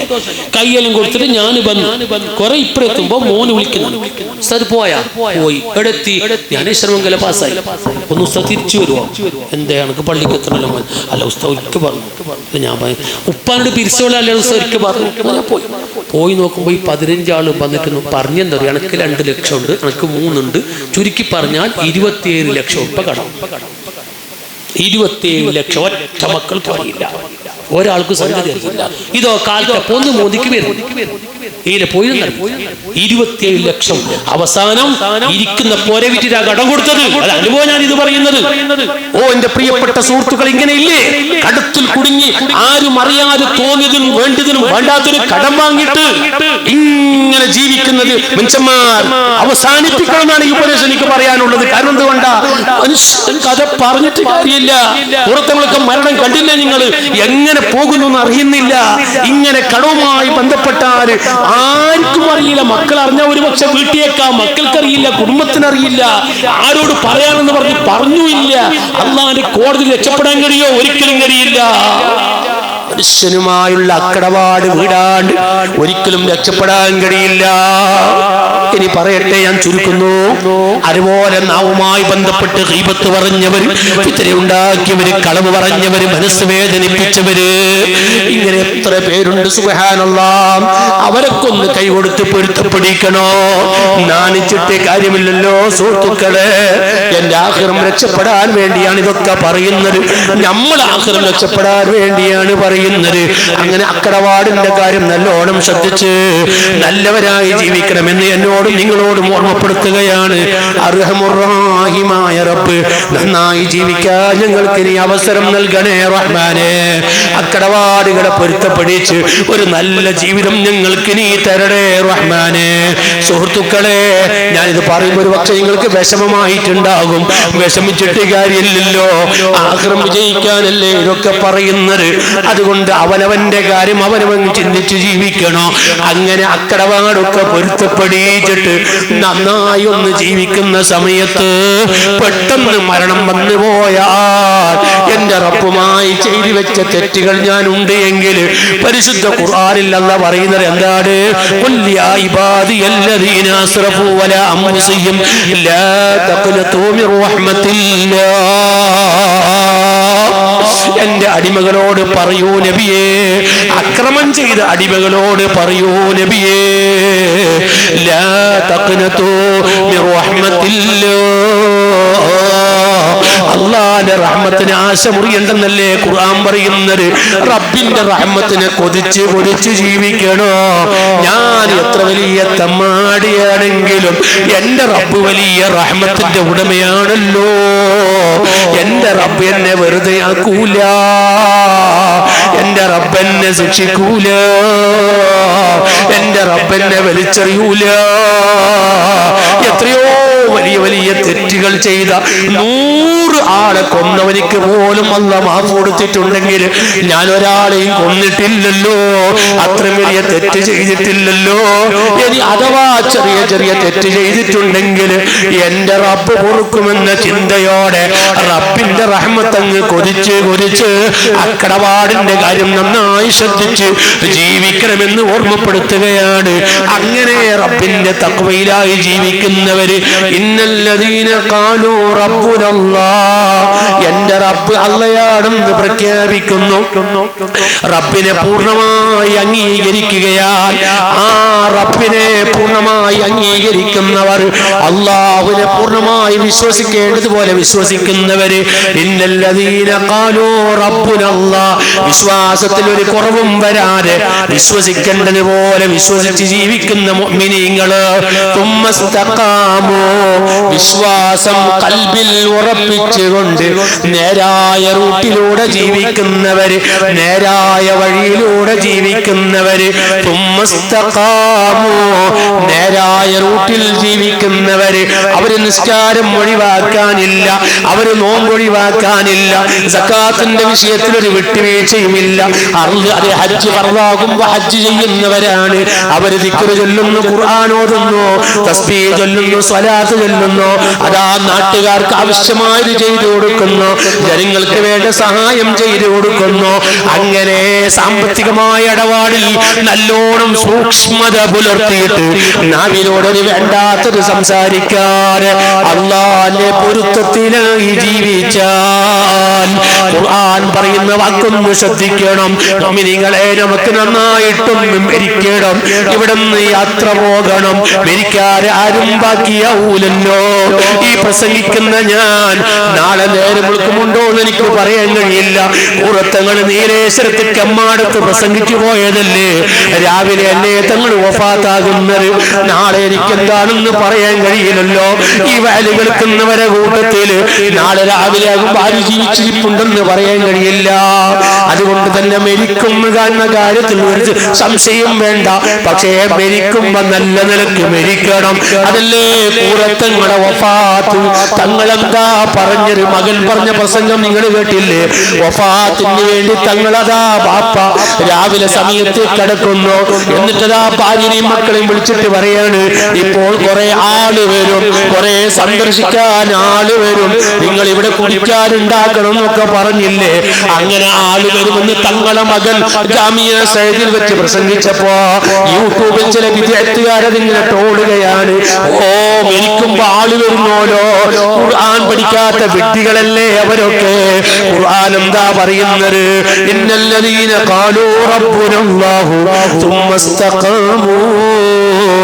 എല്ലാ യഥാർത്ഥമായ റബ്ബിനെ അംഗീകരിച്ചുകൊണ്ട് നേരായ വഴിയിൽ അങ്ങ് ജീവിക്കുമ്പോൾ തതനസ്സലു അലൈഹിമുൽ മലായിക, അവിടത്തേക്ക് മലക്കുകൾ ഇറങ്ങി വരുമെന്ന് ഖുർആൻ പറയാണ്. സുബ്ഹാനല്ലാഹ്. ബഹുമാനപ്പെട്ട ഫഖ്റുദ്ദീൻ റാസി തങ്ങൾ അവിടുത്തെ തഫ്സീരിൽ പറയുന്നു, ഇമാം സുയൂത്തി തങ്ങൾ ദുർറുൽ മൻസൂരിൽ രേഖപ്പെടുത്തുന്നു, എന്താ മലക്കുകൾ വരൂ എന്ന് പറഞ്ഞതിന്റെ അർത്ഥം എന്താണ്? വരാ ഒരു മനുഷ്യന്റെ അടുത്തേക്ക് അല്ലാഹുവിന്റെ യഥാർത്ഥ മറുവഴിയിൽ മുറുകെ പിടിച്ച് ജീവിക്കുന്ന ഒരാള്, അയാളടുത്തേക്ക് മലക്കുകൾ വരുമെന്ന് പറഞ്ഞാൽ ഇന്ദൽ മൗതി, ഒന്ന് മരിക്കുന്ന സമയത്ത് മലക്കുകൾ കൂട്ടം കൂട്ടം കൂട്ടം വരികയാണ്. രണ്ട്, അയാളെ ഖബറിൽ കൊണ്ടുവച്ച് അവിടെയും മലക്കുകളെ കൂട്ടം വരികയാണ്. മഹ്ശറയിലേക്ക് പോയാൽ വിചാരണ ചെയ്യുന്ന സമയത്തും ഇയാളെ കൂടെ മലക്കുകളാൽ 3 സമയത്ത് മലക്കുകൾ കൂടെ ഉണ്ടാകുമെന്ന് ഇമാമിങ്ങൾ വിശദീകരിക്കുമ്പോൾ യഥാർത്ഥ മുഅ്മിനീങ്ങൾ മരിക്കുമ്പോ തതനസ്സലു അലൈഹിമുൽ മലായിക, അവിടത്തേക്ക് മലക്കുകൾ ഇറങ്ങി വരുമെന്ന് ഖുർആൻ പറയാണ്. അപ്പൊരു ചോദ്യം, അല്ല മലക്കളെ കാണാൻ പറ്റുമോ? മലക്കളെ കാണാൻ പറ്റുമോ? അതും ഖുർആൻ തുറന്ന് പറയല്ലേ. ഒരു മനുഷ്യൻ മരിക്കാൻ കിടക്കുന്ന സമയത്ത് മരിക്കാൻ കിടക്കണ്ട, മരണത്തിന്റെ സമയം മടുക്കലോടുകൂടെ അവന്റെ എല്ലാ മറകളും നീക്കപ്പെടുകയാണ്. പിന്നെ അവനിക്ക് മറയില്ല. എന്തുകൊണ്ട് മറയില്ല? അതാ മലക്കിനെ കാണുന്നു, അതാ റൂഹിനെ കാണുന്നു, അസ്രായിലിനെ കാണുന്നു, പേപ്പിക്കാൻ വരുന്ന ശൈത്താനെ കാണുന്നു. ഇമാമികൾ എത്രയാ എഴുതി വെക്കുന്നത്? നബി സല്ലല്ലാഹു അലൈഹി വസല്ലം തങ്ങൾ പറഞ്ഞില്ലേ, ഇമാമിങ്ങൾ എഴുതി വെച്ചില്ലേ, ഒരു മനുഷ്യൻ ഇങ്ങനെ മരിച്ചു കിടന്ന, ആ മരിച്ചു കിടന്നപ്പോ കണ്ണിങ്ങനെ തുറക്കുകയാണ്. അതാ റൂഹ് പിടിച്ച് മലക്കുകൾ കൊണ്ടുപോകുമ്പോ തബിഅഹുൽ ബസറു, ഇവന്റെ കണ്ണ് റൂഹിന്റെ പിന്നാലെ തുടരുകയാണ്. 60, 70, 80 കൊല്ലം ശരീരത്തിൽ റൂഹുണ്ടായിട്ട് ഇന്ന് വരെ റൂഹിനെ കാണാത്ത മനുഷ്യന് അസ്രായിൽ ഇങ്ങനെ റൂഹിങ്ങനെ കൊണ്ടുപോകുമ്പോ റൂഹ് കാണുകയാണ് അവന്റെ കണ്ണുകൊണ്ട്. മരണം മാസന്നമാകലോടുകൂടെ അവരങ്ങ് കണ്ണുകൊണ്ട് റൂഹിനെ കാണുകയാണ്. കണ്ടില്ലേ? അല്ലാമ കല്ലൂബി തങ്ങൾ എഴുതി വെച്ചില്ലേ? അതുപോലെ അല്ലാമ ശബീരി തങ്ങൾ പറഞ്ഞില്ലേ, ഒരു മനുഷ്യൻ മരിക്കാൻ കിടക്കുന്ന സമയത്ത് അതാ പിശാച് മുമ്പിലേക്ക് വരുന്നു, ശൈത്താൻ മുമ്പിലേക്ക് വരുന്നു. പിശാചിനെയും അവൻ കാണുന്നു, പിശാചിനെ അവൻ കാണുന്നു, ശൈത്താനെ അവൻ കാണുന്നു. ശൈത്താൻ ഇവനെ പ്രേരിപ്പിക്കുന്നു, പലതും ശൈത്താൻ ഇവനോട് പറയുന്നു. അതാ ഇന്ന് വരെ ശൈത്താനെ കാണാത്ത മനുഷ്യന് മരിക്കാൻ കിടന്നപ്പോ ശൈത്താനെ കാണുകയാണ്, പിശാചിനെ കാണുകയാണ്, അസ്രായിലിനെ കാണുകയാണ്, റൂഹിനെ കാണുകയാണ്. സുബ്ഹാനല്ലാഹ്. കണ്ണിന് പവർ കൂടി, കണ്ണിന് പവർ കൂടി. തീർന്നില്ല. നബി സല്ലല്ലാഹു അലൈഹി വസല്ലം തങ്ങൾ പറയാണ്, ഒരു മനുഷ്യൻ മരിക്കാൻ അടുക്കുമ്പോ അവന്റെ എല്ലാ മറകളും നീക്കപ്പെടുകയാണ്. കാണാത്തത് കാണുന്നു, കേൾക്കാത്തത് കേൾക്കുന്നു. അതുകൊണ്ടല്ലേ നിങ്ങൾ നോക്ക്, ഒരു മനുഷ്യരെ ഖബറിൽ കൊണ്ടുവച്ച് കഴിഞ്ഞാൽ നബി സല്ലല്ലാഹു അലൈഹി വസല്ലം തങ്ങൾ പറയുന്നത് കണ്ടില്ലേ, ഇന്നൽ മയ്യിത ലയസ്മഉ ഖർഅനി ആലിഹിം. ഒരു മയ്യത്തിനെ ഖബറിൽ കൊണ്ടുവച്ചാൽ ആ ഖബറിൽ കിടക്കുന്ന മയ്യത്ത് അതിലൂടെ നടക്കുന്ന മനുഷ്യന്റെ ചെരുപ്പിന്റെ ശബ്ദം കേൾക്കും. മുഹമ്മദുർ റസൂലുള്ളാഹ്. ഖബറിന്റെ അരികിൽ കൂടി നടക്കുന്ന മനുഷ്യന്റെ ചെരുപ്പിന്റെ ശബ്ദം മയ്യത്ത് കേൾക്കും. ഞാനിപ്പോൾ ഇവിടുന്ന് വാലം കഴിഞ്ഞ് പുറത്തിറങ്ങി വണ്ടിയിൽ കയറി അതിന് ചില്ല് വന്നാക്കി റസ്വി ഉസ്താദ് വിളിക്കുന്നു. കേൾക്കുന്നോ? ഇല്ല. എന്താ കേൾക്കാതെ? ചില്ല് വന്നാക്കി. ചില്ല് ബന്ധാക്കി കേൾക്കുന്നില്ല. കബറിലോ അടിയിൽ തായ് കബർ, അതിന്റെ മുകളിൽ കല്ല്, അതിന്റെ മുകളിൽ മണ്ണ്, അതിന്റെ മുകളിൽ കല്ല് അല്ലെ, മുകളിൽ കല്ല്, അടിയിൽ മണ്ണ്, അതിന്റെ അടിയിൽ കല്ല്, 3 മറന്റെ ഉള്ളിലാ മയ്യത്തുള്ളത്. റസൂൽ പറയാ ഇന്നൽ മയ്യത ലയസ്മഉ ഖർഅൻ ആലിഹിം, അതിലൂടെ നടക്കുന്ന മനുഷ്യന്റെ ചെരുപ്പിന്റെ ശബ്ദം മയ്യത്ത് കേൾക്കുന്നു. 3 മറന്റെ ഉള്ളിലാ ഉള്ളത്. കാറിന്റെ ചില്ല് ബന്ധാക്കി ഉസ്താദ് വിളിച്ചപ്പോൾ എനിക്ക് കേൾക്കുന്നില്ല. അതിന്റെ അർത്ഥം എന്താ? മരിക്കലോടുകൂടെ സുബ്ഹാനല്ലാഹ്.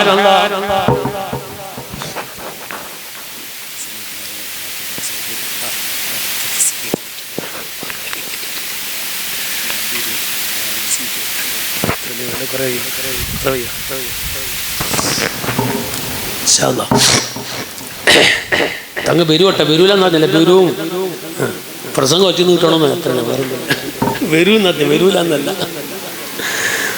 അപ്പൊ എന്താ ഞാൻ പറഞ്ഞത്? ഇന്നൽ മയ്യത ലയസ്മഉ ഖർഅനി ആലിഹിം, മയ്യത്ത് ചെരുപ്പിന്റെ ശബ്ദം കേൾക്കുമെന്ന് മുഹമ്മദുർ റസൂലുള്ളാഹി. അപ്പൊ എന്താ മനസ്സിലാക്കേണ്ടത്? മരിച്ചാൽ പവർ കൂടുന്നു കുറയുന്നല്ല. നിങ്ങൾ കണ്ടോ, ഇബ്നുൽ ഖയ്യിമുൽ ജൗസി എന്ന് പറയുന്ന ഒരാളുണ്ട്. ഇബ്നു തൈമിയ എന്ന് പറയുന്ന വലിയ വഹാബിന്റെ ശിഷ്യനാ. ആ ഇബ്നുൽ ഖയ്യിമുൽ ജൗസിയോട് ഒരു ചോദ്യം. എന്താ ചോദ്യം? ഒരു മയ്യത്തിനെ കബറടക്കിയാൽ ആ മയ്യത്തിന് കേൾക്കോന്ന് ചോദ്യം. ഒരു മയ്യത്തിനെ കബറടക്കിയാൽ ആ മയ്യത്തിന് കേൾക്കോന്ന് ചോദ്യം. അതിന് ബഹുമാനപ്പെട്ടവർ മറുപടി എന്താ? കേൾക്കും. തെളിവെന്താ? തെളിവ് തസ്ബീഹ് ചൊല്ലി കൊടുക്കലാണ്. എന്ത് തെളിവ് പറയുന്ന? തൽക്കിൻ ചൊല്ലി കൊടുക്കലാണ്. തെളിവെന്താ? തൽക്കിൻ ചൊല്ലി കൊടുക്കലാണ് തെളിവ്. തൽക്കിന് വേണ്ടാന്ന വിദ്യാർത്ഥികളുടെ വാദം. എന്നാ ഇബ്നുൽ ഖയ്യിം ജൗസി പറയുന്നു മരിച്ച മയ്യത്ത് കേൾക്കും. തെളിവെന്താ? അന്ന് മുതലേ പണ്ട് മുതലേ നടന്നു വരുന്ന തൽക്കീന് തെളിവാണ് മയ്യത്ത് കേൾക്കുമെന്നത് എനിക്ക്. അപ്പോഴോ ഒരു മനുഷ്യൻ മരിക്കുന്ന സമയത്ത് അതാ മരണമാസന്നമായാൽ അവന്റെ കണ്ണിന്റെ പവർ കൂടുകയാണ്, അവന്റെ ചെവിടിന്റെ പവർ കൂടുകയാണ്, അവന്റെ നാവിന് പവർ കൂടുകയാ. അതുകൂടി പറയുന്നതിനാ ഞാനൊരു ഇങ്ങനെ തൽക്കിൻ ചൊല്ലി കൊടുക്കാണ്. കബറിനകത്ത് ഇങ്ങനെ തൽക്കിൻ ചൊല്ലി കൊടുക്കാം. എന്റെ ജമാഅത്തിന് വെച്ചാൽ ഞാൻ തൽക്കിൻ ചൊല്ലി കൊടുക്കും. അങ്ങനെ തൽക്കിൻ ചൊല്ലി കൊടുക്കുമ്പോൾ അപ്പുറത്തൊരുത്തനുണ്ടായി. അപ്പുറം ദൂരം നിന്ന് അടിക്ക് വരുന്നില്ല, ദൂരം. മൊയിലാർ തുടങ്ങി, ആകാശവാണി തുടങ്ങി എന്ന് പറഞ്ഞു. മൊയിലാർ ആകാശവാണി തുടങ്ങി, ആകാശവാണി വാർത്തകളും അല്ലേ, മൊയിലാർ ആകാശവാണി തുടങ്ങി എന്ന് പറഞ്ഞു. ഞാൻ ഒന്നും മുണ്ടിയില്ല. അങ്ങനെ അനക്കിത് കേട്ടിട്ടില്ല കേട്ടോ. കേട്ടിനെങ്കിൽ എനിക്കിത് കേട്ടില്ല. ലൈവിലൂടെ നിർത്തിയ എനിക്ക് കേട്ടില്ല. ആരോടെ പറഞ്ഞതാ? മൊയിലാർ ആകാശവാണി തുടങ്ങി. അങ്ങനെ ഈ ചങ്ങായി കുറെ ആൾ സിപ്പാക്കിട്ട് അല്ല ആരുത് മയ്യത്തായിരുന്നു. മയ്യത്ത് മുഹമ്മദ്. ഈ മുഹമ്മദ് അറബിയ അല്ല, പിന്നെന്തിന്? ഇദാ ജാഅക്കൽ മലക്കാനിൽ മുവക്കലാനി അൽ മുസമ്മയാനി ബിമുൻകരി വനകീർ. എന്നിട്ട് വന്നിട്ട് അവരൊന്ന് മർറബ്ബുക വമൻ നബിയുക വമാ ദീനുക വമാ ഖിബ്ലതുക ഖുൽ അല്ലാഹു റബ്ബി മുഹമ്മദുൻ നബി. എന്തിന് ചൊല്ലി കൊടുക്കുന്ന? അറബിയിൽ. ഈ മരിച്ച കിടക്കുന്ന മുഹമ്മദ് അറബിയില, അയാൾ അറബിയ, അയാൾ ഗൾഫായിരുന്ന. എന്തിനാ അറബിയിൽ ചൊല്ലി കൊടുത്ത? ഓ മനുഷ്യ, മരിക്കലോടുകൂടെ കണ്ണിന് പവർ കൂടി, നാവിന് പവർ കൂടി, ചെവിക്ക് പവർ കൂടി, എല്ലാത്തിലും പവർ കൂടുകയാണ്. കാണാത്തത് കാണുകയാണ്, കേൾക്കാത്തത് കേൾക്കുകയാണ്, സംസാരിക്കാത്തത് സംസാരിക്കുകയാണ്. എല്ലാത്തിനും നല്ല പവർ കൂട്ടുകയാണ്. അതുകൊണ്ട് നേരത്തെ ഞാൻ പറഞ്ഞു, മരിക്കണ്ട മരണം ആസന്നമാകലോടുകൂടെ അതാ അവന്റെ മറകളങ്ങ് തുറക്കുകയാണ്. അതല്ലേ ബഹുമാനപ്പെട്ട താജുൽ ഫുഖാ ബേക്കലം ഉസ്താദ് അവർ വഫാത്താകുന്നതിന് തൊട്ട് മുമ്പ് പറഞ്ഞില്ലേ? സുബ്ഹാനല്ലാഹ്. ഖാദിമു പറയാണ്, ഉസ്താദ് പറഞ്ഞു, മോനെ എന്റെ മനസ്സ് തുറന്നു പോയി, എനിക്കെല്ലാം കാണാൻ തുടങ്ങി. അങ്ങനെയാണ് മരിക്കലോടുകൂടെ മനസ്സ് തുറക്കും സ്വാലിഹീങ്ങൾക്ക്. അവന്റെ എല്ലാ മറകളും നീക്കപ്പെടുകയാണ്. ഇപ്പോൾ എനിക്ക് മലക്കിനെ കാണുന്നില്ല, എനിക്ക് പിശാചിനെ കാണുന്നില്ല, എനിക്ക് റൂഹിനെ കാണുന്നില്ല. പരിശുദ്ധ ഖുർആൻ പറയുന്ന വാക്കെന്താണ്?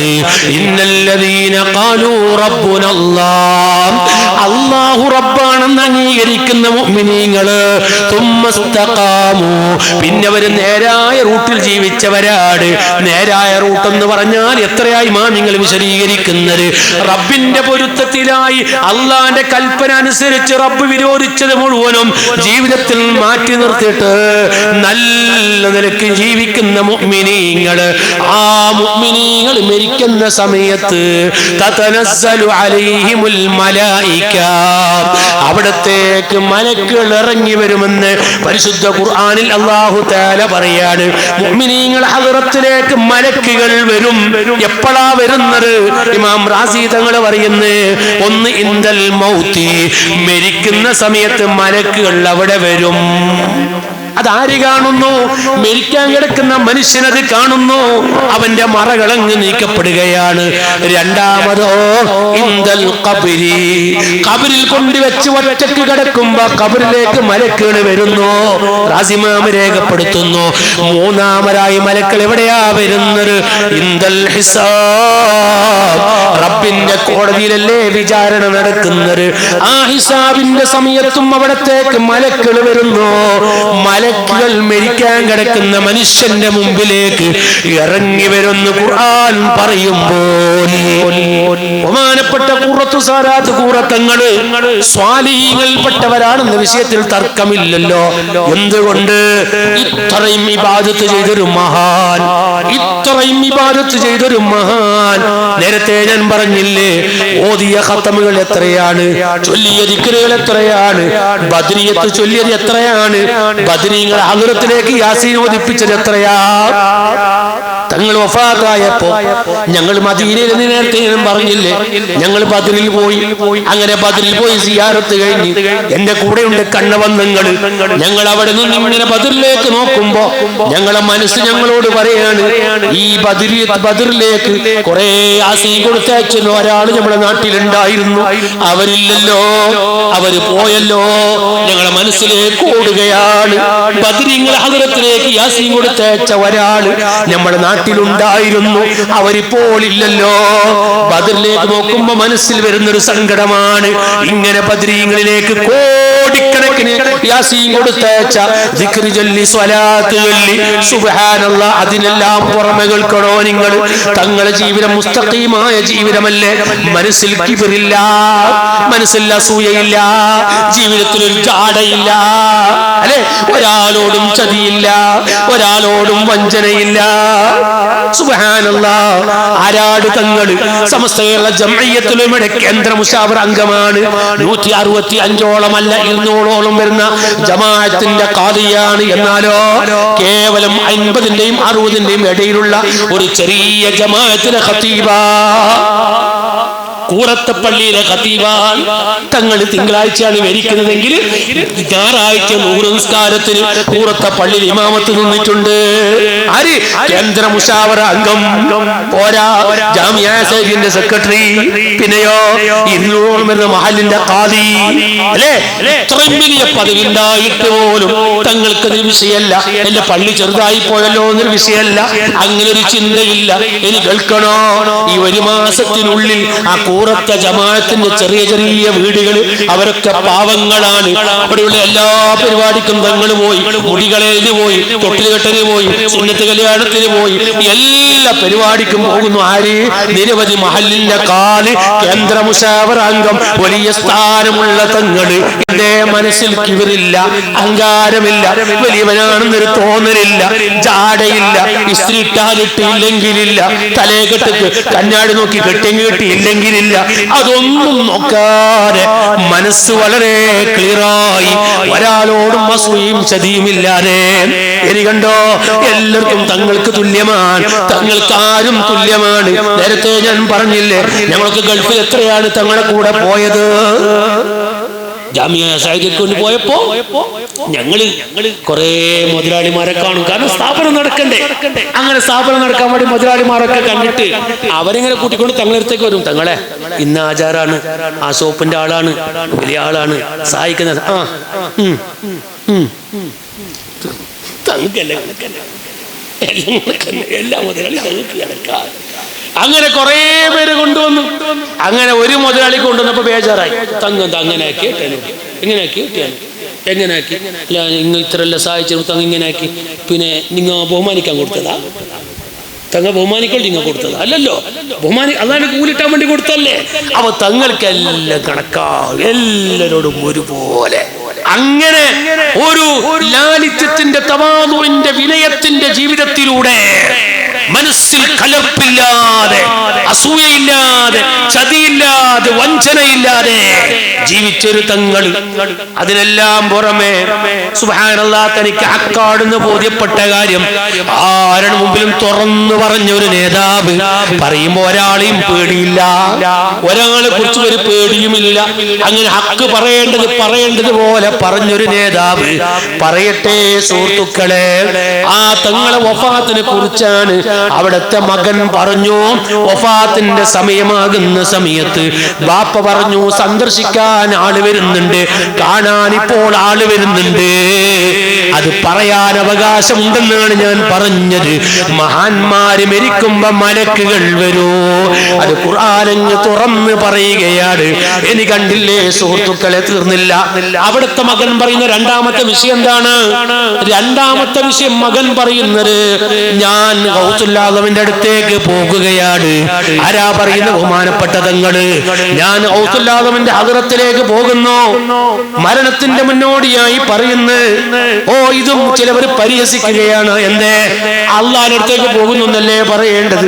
ഗൗസുല്ലാഹുവിന്റെ അടുത്തേക്ക് പോകുന്നു എന്നാണോ പറയേണ്ടത്? ഇത് മഹാവിഡിത്തമല്ലേ? ഞാൻ പറയുന്നു, ഇവർക്ക് ചരിത്രം അറിയില്ല, ഇവർക്ക് കിതാബ് അറിയില്ല. അരെ, ഇബ്നുൽ ജൗസി തങ്ങൾ അവിടുത്തെ കിതാബിൽ എഴുതി വെച്ചത് കാണാം. ബഹുമാനപ്പെട്ട ബിലാൽ ഇബ്നു റബാഹ് റളിയല്ലാഹു അൻഹു. ആരാണ് ബിലാൽ തങ്ങൾ? റസൂലുള്ളാഹിന്റെ മദീനയിലെ പള്ളിയിൽ ബാങ്ക് കൊടുത്തിരുന്ന ബിലാൽ തങ്ങളെ കേട്ടിട്ടില്ലേ നിങ്ങള്? ഹബീബായ തങ്ങൾ വഫാത്തായി എന്ന വാർത്ത കേട്ടപ്പോ മദീനയിൽ നിൽക്കാൻ കഴിയാതെ മദീന വിട്ട് നാട് വിട്ടുപോയ മഹാനല്ലേ ബിലാൽ തങ്ങളാ. കൊല്ലങ്ങളോളം പോയി മറ്റൊരു നാട്ടിൽ ഇങ്ങനെ താമസിക്കുന്ന സമയത്ത് ഒരു ദിവസം റസൂലുള്ള സ്വപ്നത്തിലൂടെ പോയി ചോദിക്കുന്നു, യാ ബിലാൽ അനസീത യാ ബിലാൽ, ബിലാലെ എന്നെ മറന്നോ? ബിലാലെ എന്നെ മറന്നോ? ബിലാൽ തങ്ങളോട് റസൂലുള്ളാഹിന്റെ ചോദ്യമാണ്. ഇതങ്ങ് കേട്ടപ്പോ ബിലാൽ തങ്ങൾ മദീനയിലേക്ക് ഓടി വരികയാണ്. സുബ്ഹാനല്ലാഹ്. ആ ബിലാൽ തങ്ങൾ റസൂലുള്ളാഹിനെ സ്നേഹിച്ചതത്രേ.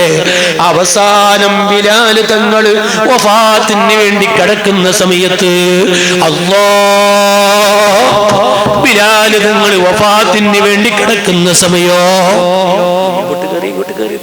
മുമ്പോട്ട് കയറിയിരുന്ന ഇങ്ങോട്ട് വരാം. ബിലാൽ തങ്ങൾ വഫാത്തിന് വേണ്ടി കിടക്കുന്ന സമയം മഹാന്മാരെ ചരിത്രം പഠിക്കണം.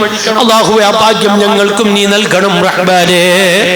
ബിലാൽ തങ്ങൾ വഫാത്തിന് വേണ്ടി കിടക്കുമ്പോ അവിടുത്തെ ഭാര്യ ഉണ്ടല്ലോ, അവിടുത്തെ പെഞ്ഞായി, അവിടുത്തെ ഭാര്യ ഇങ്ങനെ കരയുന്നു. വാ ഹുസ്ന, വാ ഹുസ്ന, വാ ഹുസ്ന. ബിലാൽ തങ്ങളെ ഭാര്യ കരയുന്നു.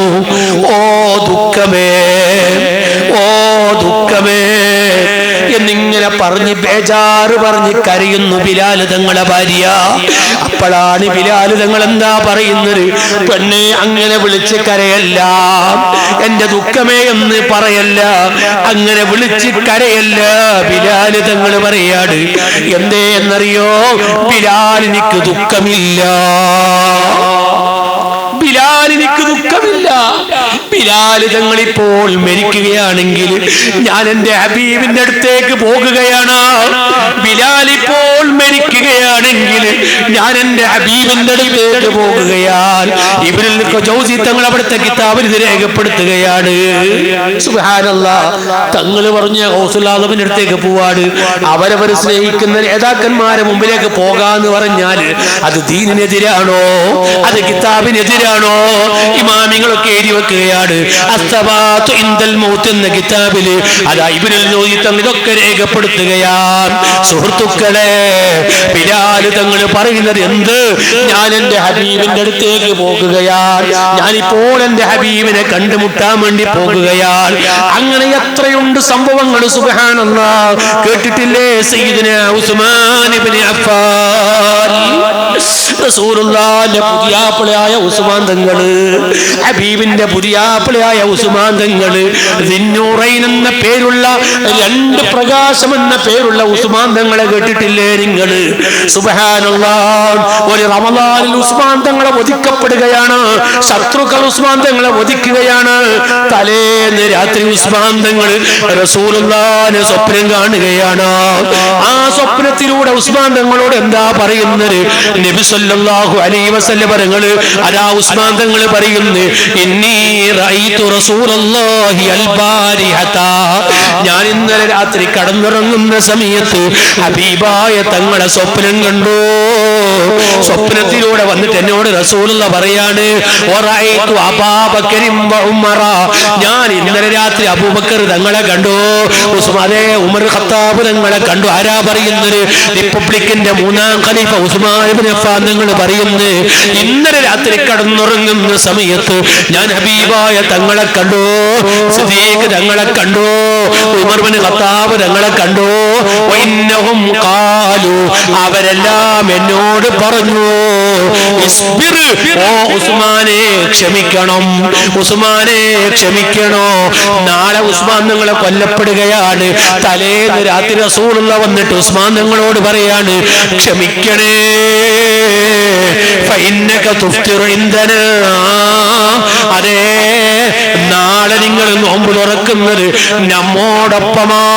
നമ്മോടൊപ്പമാണ് ഉസ്മാൻ തങ്ങൾ റമദാനിൽ വധിക്കപ്പെടുകയാണ് തലേന്ന് രാത്രി റസൂലുള്ള വന്നിട്ട് പറയുന്നു ഉസ്മാൻ തങ്ങളെ നാളെ നിങ്ങൾ നോമ്പ് തുറക്കുന്നത് നമ്മോടൊപ്പമാണ് എന്ന് പറഞ്ഞാൽ അർത്ഥെന്താണ് ഉസ്മാൻ തങ്ങളും നാളെ പോകുന്ന റസൂലുള്ളാഹിനെ കാണാനാണ് സിദ്ദീഖ് തങ്ങളെ കാണാനാണ് ഉമർ ഖത്താബ് തങ്ങളെ കാണാനാണ് ഇതൊക്കെ സ്വാലിഹീങ്ങളെ മരണമല്ലേ സുഹൃത്തുക്കളെ പക്ഷേ ഖുർആൻ അറിയില്ല ഹദീസ് അറിയില്ല ദീൻ എന്താണെന്ന് അറിയില്ല തസൂഫ് എന്താണെന്ന് അറിയില്ല ആത്മീയത എന്താണെന്ന് അറിയില്ല യൂട്യൂബിൽ കയറി ഒരു 4 ആൾക്കാരെ ലൈക്ക് അടിച്ചപ്പോ എന്തും പറയാമെന്ന് ചിന്തിക്കുന്നവരുണ്ടെങ്കിൽ പറയട്ടെ ഞാൻ ഓർമ്മപ്പെടുത്തുന്നു മഹാന്മാരെ മരണത്തിന് പരിഹസിക്കുകയാണ് എങ്കിൽ നാളെ മരിക്കുമ്പോ വിരൽ കടിക്കേണ്ടി വരും അള്ളാഹു നമ്മളെ സലാമത്താക്കി തരട്ടെ എത്രയുണ്ട് പറയാൻ ഞാൻ നീട്ടുന്നില്ല ഇനി നോക്കൂ ഒരു കഥയും കൂടി ഞാൻ പറയട്ടെ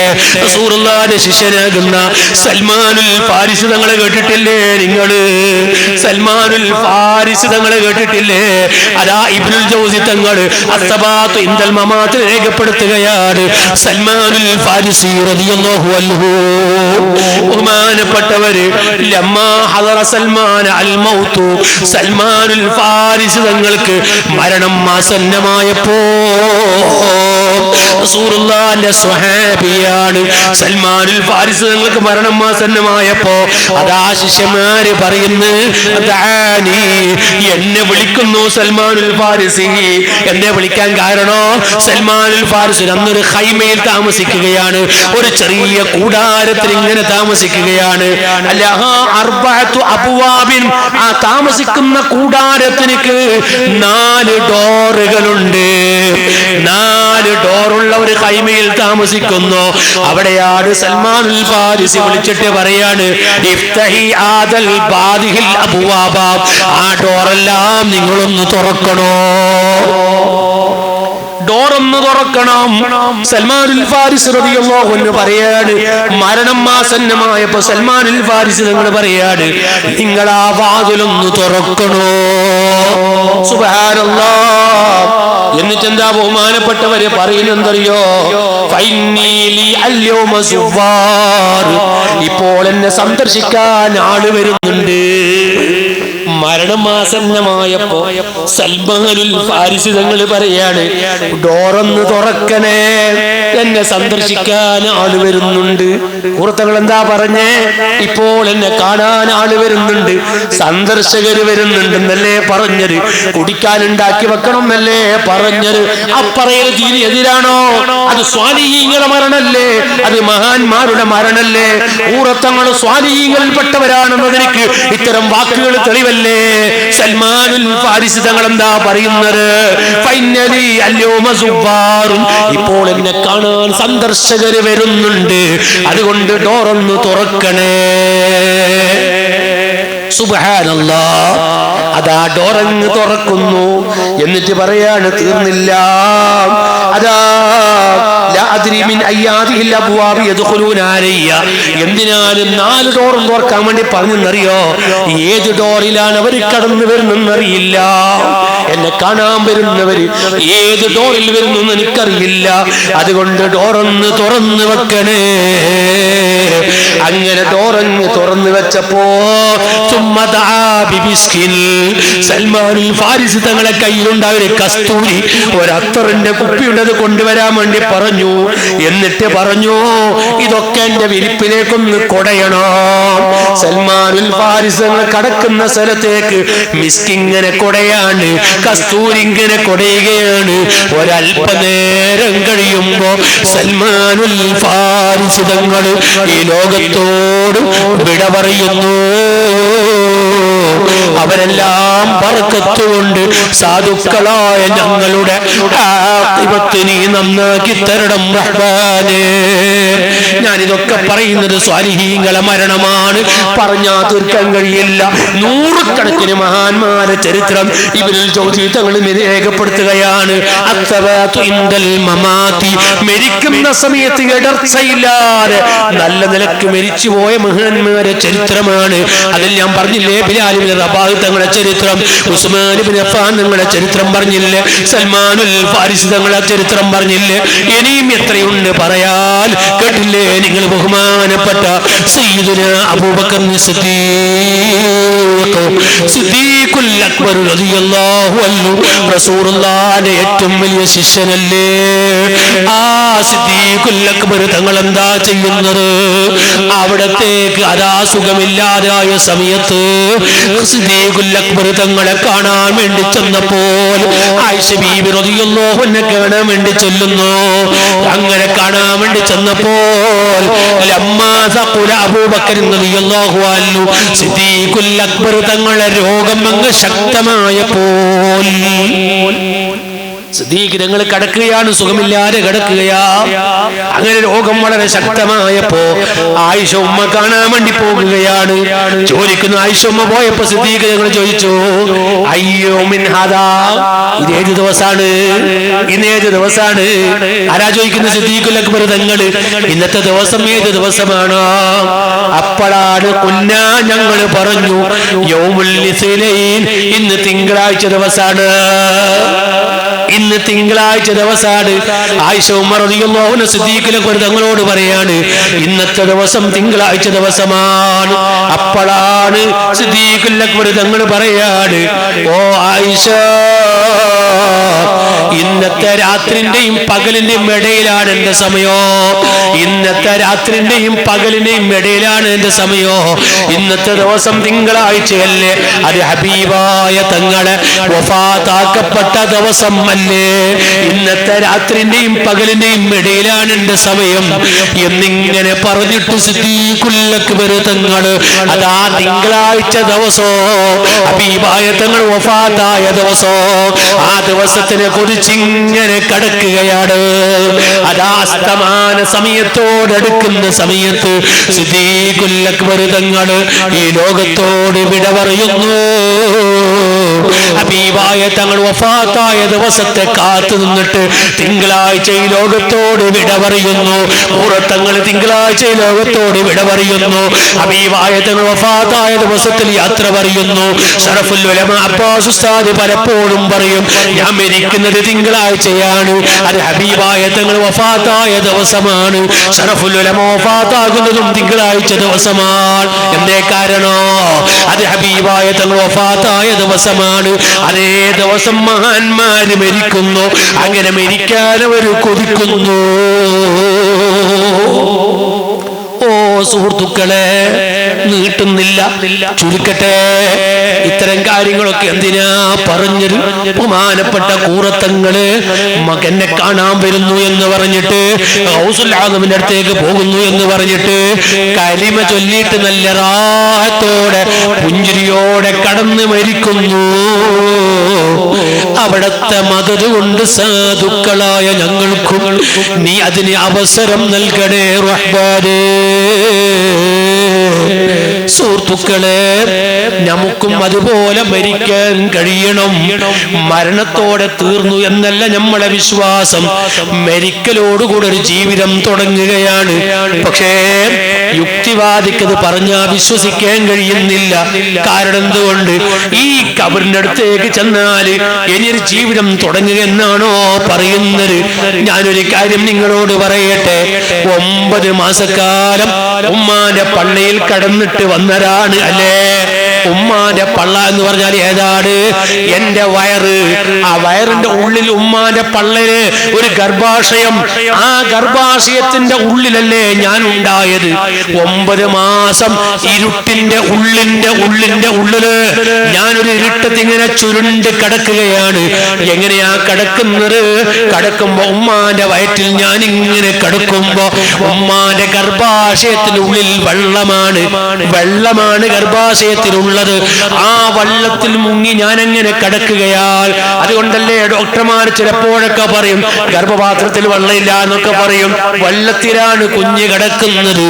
ആ ഗർഭാശയത്തിന്റെ ഉള്ളിൽ കിടക്കുന്ന കുഞ്ഞിനോട് ഒരാൾ പോയിട്ട് പറയുന്നു, മോനെ ഇവിടുന്ന് ഒരു സ്ഥലത്തേക്ക് പോകാനുണ്ട്, അത് വിശാലമായൊരു നാടാണ്, വിശാലമായൊരു ദുനിയാവാണെന്ന് പറഞ്ഞാല് ഗർഭാശയത്തിൽ കിടക്കുന്ന കുഞ്ഞിക്ക് അംഗീകരിക്കാൻ കഴിയുമോ?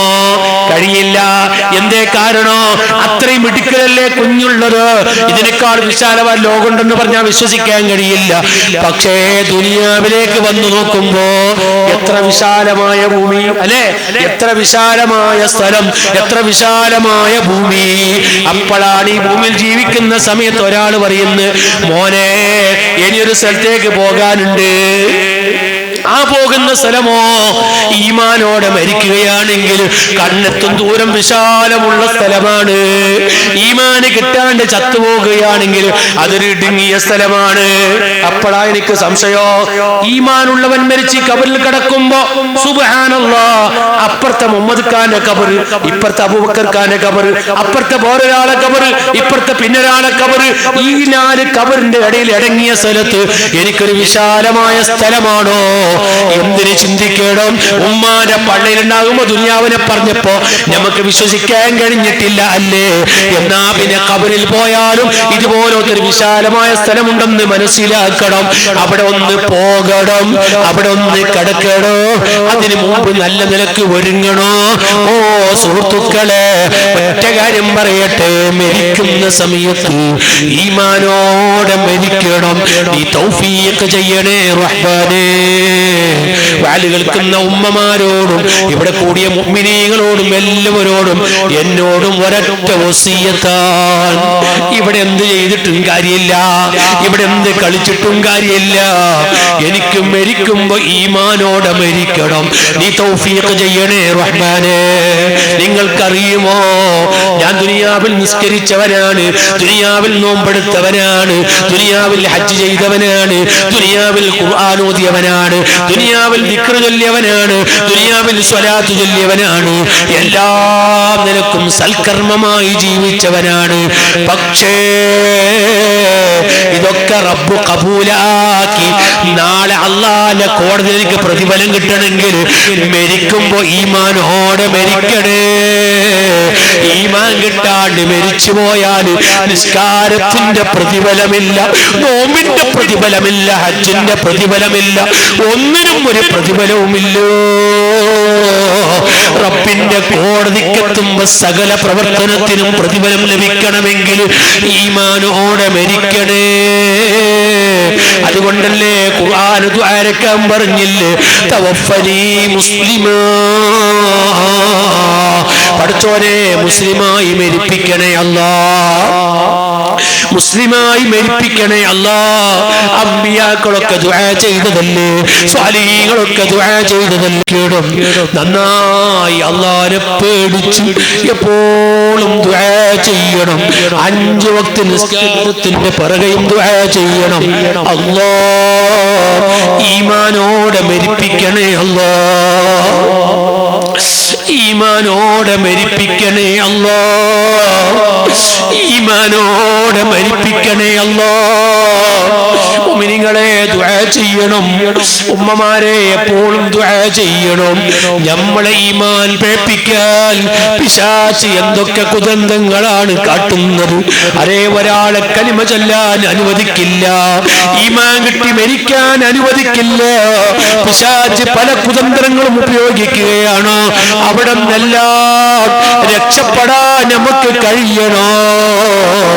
അതിനെന്ത് വേണം? സ്വാലിഹീങ്ങളുമായി ബന്ധപ്പെട്ടുകൊണ്ട് ഹബീബായ തങ്ങളെ പേരിൽ നന്നായി സ്വലാത്ത് ചൊല്ലി ചൊല്ലി ചൊല്ലി നല്ലവരായി ജീവിക്കണം. ബഹുമാനപ്പെട്ട താജുശ്ശേരി ആലിക്കുഞ്ഞ് ഉസ്താദ് പറയാറുണ്ട്, മരിക്കുമ്പോ നല്ല വാക്ക് പറഞ്ഞ് മരിക്കണം. ഏറ്റവും വലിയ നല്ല വാക്യതാണ് ലാ ഇലാഹ ഇല്ലല്ലാഹ്. അത് പറഞ്ഞു മരിക്കണമെങ്കിൽ ജീവിതത്തിൽ നല്ലത് മാത്രം പറഞ്ഞവരാകണം.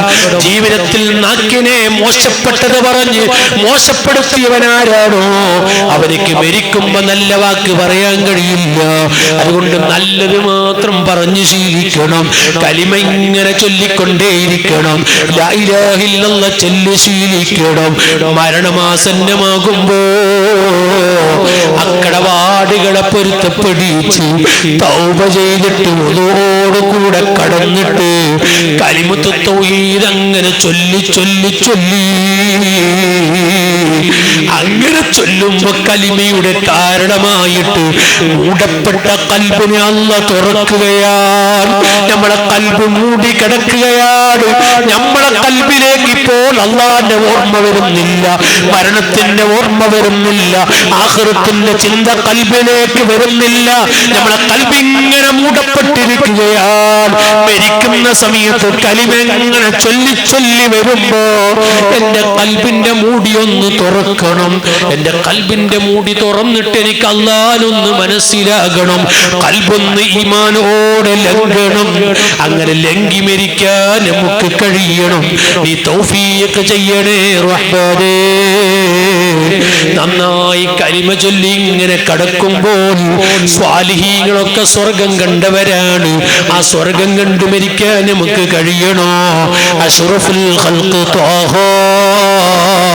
മുഹമ്മദുർ റസൂലുള്ളാഹി ഹബീബുൽ വറാ മുഹമ്മദുർ റസൂലുള്ളാഹി.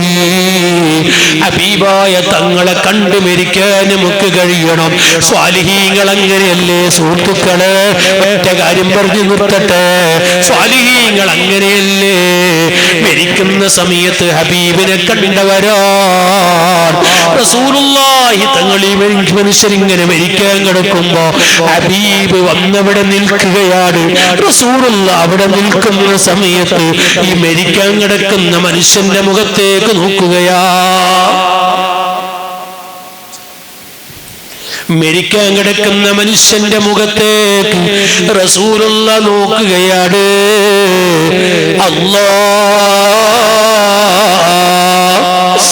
ഈ മനുഷ്യനും റസൂലുള്ളാഹിന്റെ മുഖത്തേക്ക് നോക്കുകയാണ്. രണ്ടുപേരും അങ്ങനെ നോക്കുന്ന സമയത്ത് റസൂലുള്ളാഹി തങ്ങൾ ചിരിക്കുന്നു, ഈ മനുഷ്യനും ചിരിക്കുന്നു.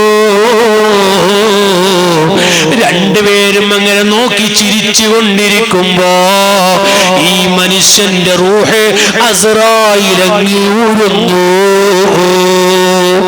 റസൂലുള്ളാഹിനെ കണ്ടു ലയിച്ചു പോയതാണ്. ഇവനിക്ക് മരണത്തിന്റെ വേദന അറിയുന്നില്ല, ഇവനിക്ക് മരണത്തിന്റെ വേദന അറിയുന്നില്ല. മുഅ്മിനീങ്ങളെ, തങ്ങൾ വരാനായി, തങ്ങൾ വരാനായി. നമുക്കൊന്ന് ക്ഷീണം മാറാൻ ഒരു മിനിറ്റ് ഒന്ന് എഴുന്നേറ്റ് നിന്നൂടെ? ഞാൻ ഒറ്റ കാര്യം പറയാണ്. ഇൻഷാ അല്ലാഹ് കുറച്ച് കഴിയുമ്പോൾ നിസ്കരിക്കാം. അപ്പോഴേക്ക് തങ്ങൾ എത്തും. നമുക്ക് ജമാഅത്തായി നിസ്കരിക്കാം. ഉറക്കു പോകാൻ വേണ്ടി ഒറ്റ കാര്യം ഞാൻ പറയും, ഇങ്ങോട്ട് ശ്രദ്ധിക്കണം. ഓ സുഹൃത്തുക്കളെ, ഹബീബുൽ വറാ റസൂലുള്ളാഹി തങ്ങൾ മരിക്കാൻ കിടക്കുന്ന മനുഷ്യന്റെ മുമ്പിൽ വന്നു നിൽക്കുന്നു. റസൂലുള്ളാഹി ഇവന്റെ മുഖം നോക്കുന്നു, ഇവൻ റസൂലുള്ളാഹിന്റെ മുഖത്തേക്ക് നോക്കുന്നു. രണ്ടു പേരും അങ്ങനെ ചിരിക്കുന്നു. റസൂലുള്ളാഹിനെ കണ്ടിട്ട് ആ ലംഘുന്ന മുഖം കണ്ടു. ഹബീബായ തങ്ങളെ ലംഘുന്ന മുഖം കണ്ടപ്പോ ഈ മനുഷ്യ മനുഷ്യൻ അതിൽ ലയിച്ചു പോയി. റസൂലുള്ളാഹിനെ കണ്ട് ലയിച്ചു പോയി. അല്ലാഹ്, ഇവനിക്ക് വേറെ ഒന്നും അറിയുന്നില്ല. ഇവനെങ്ങനെ റസൂലുള്ളാഹിനെ കണ്ട് ലയിച്ചു പോയപ്പോൾ ഇവന്റെ റൂഹ് ഇങ്ങനെ അസ്റായീൽ ഊരുന്നു. ഇവനിക്ക് മരണത്തിന്റെ വേദന അറിയുന്നില്ല. ഇവനിങ്ങനെ ചിരിച്ച് കിടക്കുകയാണ് അവിടെ. സുബ്ഹാനല്ലാഹ്. ഞങ്ങൾ ഒരാഴ്ച മുമ്പ് ഞാനും എന്റെ മുത്തഅല്ലിം ഒരു മയ്യത്ത് കണ്ടു. മയ്യത്ത് ഇങ്ങനെ പുഞ്ചിരിച്ച് കിടക്കുകയാണ്. ഞങ്ങൾ രണ്ടുപേരും ഇങ്ങനെ ചർച്ച ചെയ്തുകൊണ്ട് പോയി. ഇന്നലെ അദ്ദേഹത്തിന്റെ മകനെ കണ്ടപ്പോ മകൻ എന്നോട് ചോദിക്കാതെ തന്നെ പറയുന്നു, ഉസ്താദേ എന്റെ ബാപ്പ മരിച്ചല്ലോ. അതെ, എന്റെ ബാപ്പ റസൂലുള്ളാഹിനെ പലവട്ടം കണ്ടവരാണ്. ഞാൻ പറഞ്ഞു, അടയാളം മുഖത്തിൽ കണ്ടിട്ടുണ്ട്, ബാപ്പ ചിരിക്കുന്നത് ഞങ്ങൾ കണ്ടിട്ടുണ്ട്. ബാപ്പ ജീവിതത്തിൽ റസൂലുള്ളാഹിനെ കണ്ടവരാണ്. മരിക്കുന്ന സമയത്ത് ഹബീബിനെ കണ്ട് മരിക്കാൻ നമുക്ക് കഴിയണം. അതിനെന്ത് വേണം?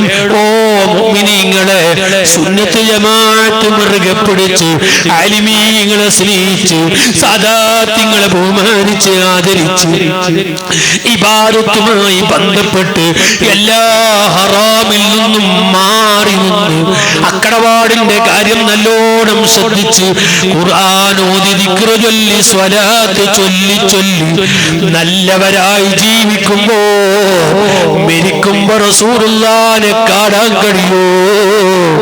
ഭാഗ്യം നൽകണേ അല്ലാഹ്.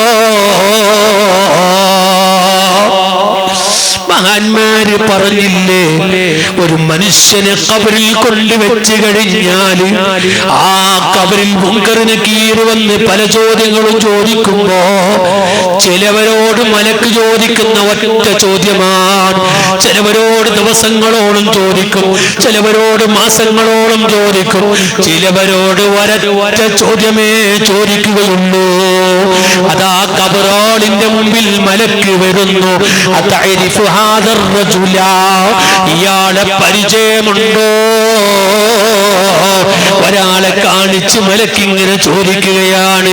ഖബറാളി പറയുന്നു, അതാ ഹബീബി മുഹമ്മദുർ റസൂലുള്ളാഹ്, അതെന്റെ ഹബീബായ തങ്ങളാണെന്ന് പറയുമ്പോ റസൂലുള്ള ഖബറിൽ ഉണ്ട്. ഒറ്റക്കായി കിടക്കുന്ന ഖബറിലേക്ക് വരുന്നത് ഒരേ ഒരു നേതാവ് മാത്രമാണ്. ആ നേതാവാണ് മുഹമ്മദുർ റസൂലുള്ളാഹ്. ഉമ്മമാരെ, ഹബീബിനെ മറക്കല്ല. ചെറുപ്പക്കാരെ, റസൂലുള്ളാഹിനെ മറക്കല്ല. അല്ലാഹുവിന്റെ ഹബീബാണ് ഖബറിലേക്ക് വരുന്ന നേതാവെന്ന് ഇമാം മുസ്ലിം റിപ്പോർട്ട് ചെയ്യുന്ന ഹദീസ് വ്യക്തമാക്കിയതല്ലേ. അതാ ഖബറാളിയോട് മലക്ക് റസൂലുള്ളാഹിനെ കാണിച്ച് ചോദിക്കുമ്പോ ഇതാരാണെന്ന് ചോദിക്കുമ്പോ ഖബറാളിയുടെ മറുപടി, അതെന്റെ ഹബീബാണ്, അതെന്റെ ഹബീബാണ്. അതാ ഇത് പറയലോടുകൂടെ മലക്ക് പറയുന്നു, മോനെ നീ ആ മറുപടി പറയുമെന്ന് ഞങ്ങൾക്കറിയാം, ഞങ്ങളൊന്ന് പരീക്ഷിച്ചതാണെന്ന് പറഞ്ഞിട്ട് ഈ ഖബറാളിയോട് മലക്ക് ഇനി പറയുന്ന വാക്കെന്താണ്? ഒരു പുതിയ പുഴ കിടക്കുന്നത് പോലെ, ഒരു പുതുനാരി ഉറങ്ങുന്നത് പോലെ നീ ഖബറിലൊന്ന് ഉറങ്ങിക്കോ. ഇതും പറഞ്ഞ് മലക്കവിടന്ന് പോകുമ്പോ ഖബറിലേക്ക് സ്വർഗത്തിന്റെ കവാടം തുറക്കുന്നു. ഒരു മലക്കഥാ സ്വർഗത്തിൽ നിന്ന് ഖബറിലേക്ക് വരുന്നു. ഈ കിടക്കുന്ന മനുഷ്യനെ എഴുന്നേൽപ്പിച്ചുകൊണ്ട് അവിടെ നല്ല സ്വർഗത്തിന്റെ ഒരു വിരിപ്പ് കൊണ്ട് വിരിക്കുന്നു. അങ്ങനെ ഈ മനുഷ്യൻ അതിൽ കിടക്കുമ്പോ രണ്ടാമതൊരു മലക്ക് വരുന്നു. ആ മലക്ക് വന്നിട്ട് സ്വർഗത്തിന്റെ തലങ്ങാണിയുമായിട്ട് വന്നിട്ട് ഈ മനുഷ്യനിക്ക് തലങ്ങാണി വെച്ചു കൊടുക്കുന്നു. അതും പോയപ്പോ മൂന്നാമത്തെ മലക്ക് വന്നിട്ട് ഈ മനുഷ്യനോട് കടക്കാൻ പറഞ്ഞിട്ട് സ്വർഗത്തിലെ പച്ച പട്ട് കൊണ്ടുവന്നിട്ട് ഇവനിക്കഞ്ഞ് പതപ്പിക്കുന്നു. നല്ല പുതിയ പഴയ പോലെ പുതുനാരിയെ പോലെ ഖബറിലങ്ങ് കടക്കുന്നു. ഇസ്രാഫീലിന്റെ രണ്ടാമത്തെ ഊത്ത് വരെ സ്വർഗത്തിന്റെ പുതപ്പും വിരിച്ചിട്ട് സ്വർഗത്തിന്റെ തലയാണ് വെച്ചിട്ട് സ്വർഗത്തിന്റെ വിരിപ്പും വിരിച്ചിട്ട് ഖബറിൽ കടന്നിങ്ങനെ ആസ്വദിക്കാനുള്ള ഭാഗ്യം ലഭിക്കേണ്ടവരല്ലേ നമ്മളാ? പറയട്ടെ, ഈ ഭാഗ്യം ലഭിക്കാൻ സുന്നത്ത് ജമാഅത്ത് മുറുകെ പിടിച്ചുകൊണ്ട് ഒരാളെയും പരിഹസിക്കാതെ കളിയാക്കാതെ മനസ്സിൽ കിബറും അസൂയയും ചതിയും വഞ്ചനയും ഇല്ലാതെ 5 വക്ത് കൃത്യമായി നിസ്കരിച്ച് ഖുർആൻ ഓതി ദിക്ർ ചൊല്ലി സ്വലാത്ത് ചൊല്ലി ഹദ്ദാദികൾ നിത്യമാക്കി അങ്ങനെ കഴിവിന്റെ പരമാവധി ഖത്തം തീർത്തിട്ട് എല്ലാ അക്കടപാടിൽ നിന്നും മാറി നിന്ന് നല്ലവരായി ജീവിച്ചാൽ ഇത്തരം ഭാഗ്യവന്മാരിൽ പെടാൻ കഴിയും.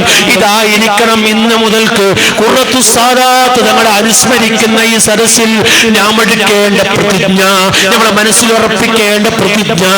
ഞാൻ എങ്ങനെ ഉറപ്പിക്കുന്നു, നിങ്ങളും ഉറപ്പിക്കണമെന്ന് ഓർമ്മപ്പെടുത്തി ഞാൻ എന്റെ പ്രസംഗം നിർത്തുന്നു. ഖുറത്തങ്ങളെ മറക്കല്ല. അവിടുത്തെ ഹദ്റത്തിലേക്ക് ഒരു ഫാത്തിഹ ഓതിയാൽ അത് എപ്പോഴും നമ്മളെ ഗുണത്തിന് നല്ലതാണ്. അവർക്കൊരു ഫാത്തിഹ എപ്പോഴും ഓതുമെങ്കിൽ അവരോടെ ദുആയും ബറക്കത്തും എത്തുമേ. ഗൗസുൽ-ആദം തങ്ങളെ കുറിച്ച് പറഞ്ഞില്ലേ, എല്ലാ മഹാന്മാരുമായി ബന്ധം സ്ഥാപിക്കാനുള്ളതാണ് ഫാത്തിഹ. അതുകൊണ്ട് നമ്മുടെ മഹാന്മാരെ ഹദ്റത്തിലേക്ക് ഫാത്തിഹ ഓതി, മരിച്ചവർക്കൊക്കെ ഫാത്തിഹ ഓതി അവരുമായി ബന്ധം പുലർത്തി ഇവിടെയുള്ള ഉമ്മമാര് നന്നായി കാര്യങ്ങളൊക്കെ ശ്രദ്ധിച്ച് അല്ലാഹുവിന്റെ പൊരുത്തത്തിൽ ജീവിക്കണമെന്ന് ഓർമ്മപ്പെടുത്തി ഞാൻ എന്റെ പ്രസംഗം നിർത്തുന്നു. അർഹമുർ റഹീമായ റബ്ബ്, ഞങ്ങളെ സദസ്സ് നീ ഖബൂൽ ചെയ്യണേ റഹ്മാനെ. ദുആക്ക് ഇജാബത്ത് നൽകണേ റഹ്മാനെ. സാധുക്കളായ ഞങ്ങളെ അല്ലാഹ് നന്നാക്കണം റഹ്മാനെ. അക്കടപാടുകളെ പൊരുത്തപ്പെടിച്ച് കൊടുക്കാനുള്ളതൊക്കെ കൊടുത്തു നന്നായുള്ളൊരു ജീവിതം ഞങ്ങൾക്ക് നീ തരണം അല്ലാഹ്. കൂറത്തങ്ങളെ വഫാത്തോടുകൂടെ ഞങ്ങൾക്ക് ഇനി ഒരു ഗ്യാരണ്ടിയുമില്ലെന്ന് ബോധ്യപ്പെട്ടിട്ടുണ്ട്. ഉമർ സഖാഫിയുടെ മരണത്തോടുകൂടെ ഞങ്ങൾക്കൊരു ഗ്യാരണ്ടിയുമില്ലെന്ന് സ്ഥിരപ്പെട്ടിട്ടുണ്ട്. കിഞ്ഞത്തങ്ങൾ കൂറത്തങ്ങളെ മാത്രം പറഞ്ഞ് രാത്രി കടന്നൊരാട് രാവിലെ ആകുമ്പോ മയ്യത്താണ് എങ്കിൽ നമുക്കൊക്കെ ഒരു ധൈര്യവുമില്ലല്ലോ. റബ്ബേ, മരണത്തിന് മുമ്പ് ഞങ്ങൾക്ക് നീ തൗബക്ക് അവസരം നൽകണേ അല്ലാഹ്. അക്കടപാട് പൊരുത്തപ്പെടിക്കാൻ ഞങ്ങൾക്ക് നീ അവസരം നൽകണേ റഹ്മാനേ. സ്വാലിഹീങ്ങളിൽ പെടുത്തണേ അല്ലാഹ്. സ്വാലിഹീങ്ങളിൽ പെടുത്തണം റഹ്മാനേ. സ്വാലിഹീങ്ങളെ ജീവിതം തരണേ അല്ലാഹ്. സ്വാലിഹീങ്ങളെ മരണം തരണേ അല്ലാഹ്. ആഖിബത്ത് നന്നാക്കണേ അല്ലാഹ്. മൗതായി പോയ എല്ലാ കബറാളികൾക്കും നീ പൊറുക്കണം റഹ്മാനേ. ഈ പള്ളിയുടെ ഖബർസ്ഥാനിൽ കിടക്കുന്നവര്, നമ്മുടെ കുടുംബത്തിൽ മരിച്ചു പോയവര്, കഴിഞ്ഞ ദിവസം മരണപ്പെട്ടു പോയ എന്റെ സഹോദരി അടക്കം പലവരും ഖബറിലാണ്. അവർക്കെല്ലാം നീ പൊറുക്കണം റഹ്മാനേ. ജീവിക്കുന്ന കാലത്തോളം ഇസ്സത്തോടെ റാഹത്തോടെ സന്തോഷത്തോടെ ജീവിച്ച് അവസാനം ഞങ്ങളുടെ ആഖിബത്ത് നന്നാക്കണം അല്ലാഹ്. ആഖിബത്ത് നന്നാക്കി തരണം റഹ്മാനേ. മോശപ്പെട്ട മരണം തരല്ല റബ്ബേ. സ്വാലിഹീങ്ങളെ മരണം ഞങ്ങൾക്ക് നീ തരണം റഹ്മാനെ. ഞങ്ങളെ ഈ ഒരു ബന്ധം, ഈ ഒരു ഒരുമിച്ച് കൂടൽ നാളെ സ്വർഗത്തിലേക്കുള്ള ബന്ധമായി ഞങ്ങളെ വക്കൽ നിന്ന് നീ ഖബൂൽ ചെയ്യണേ റഹ്മാനേ. ആമീൻ ബിറഹ്മതിക യാ അർഹമർ റഹീമീൻ.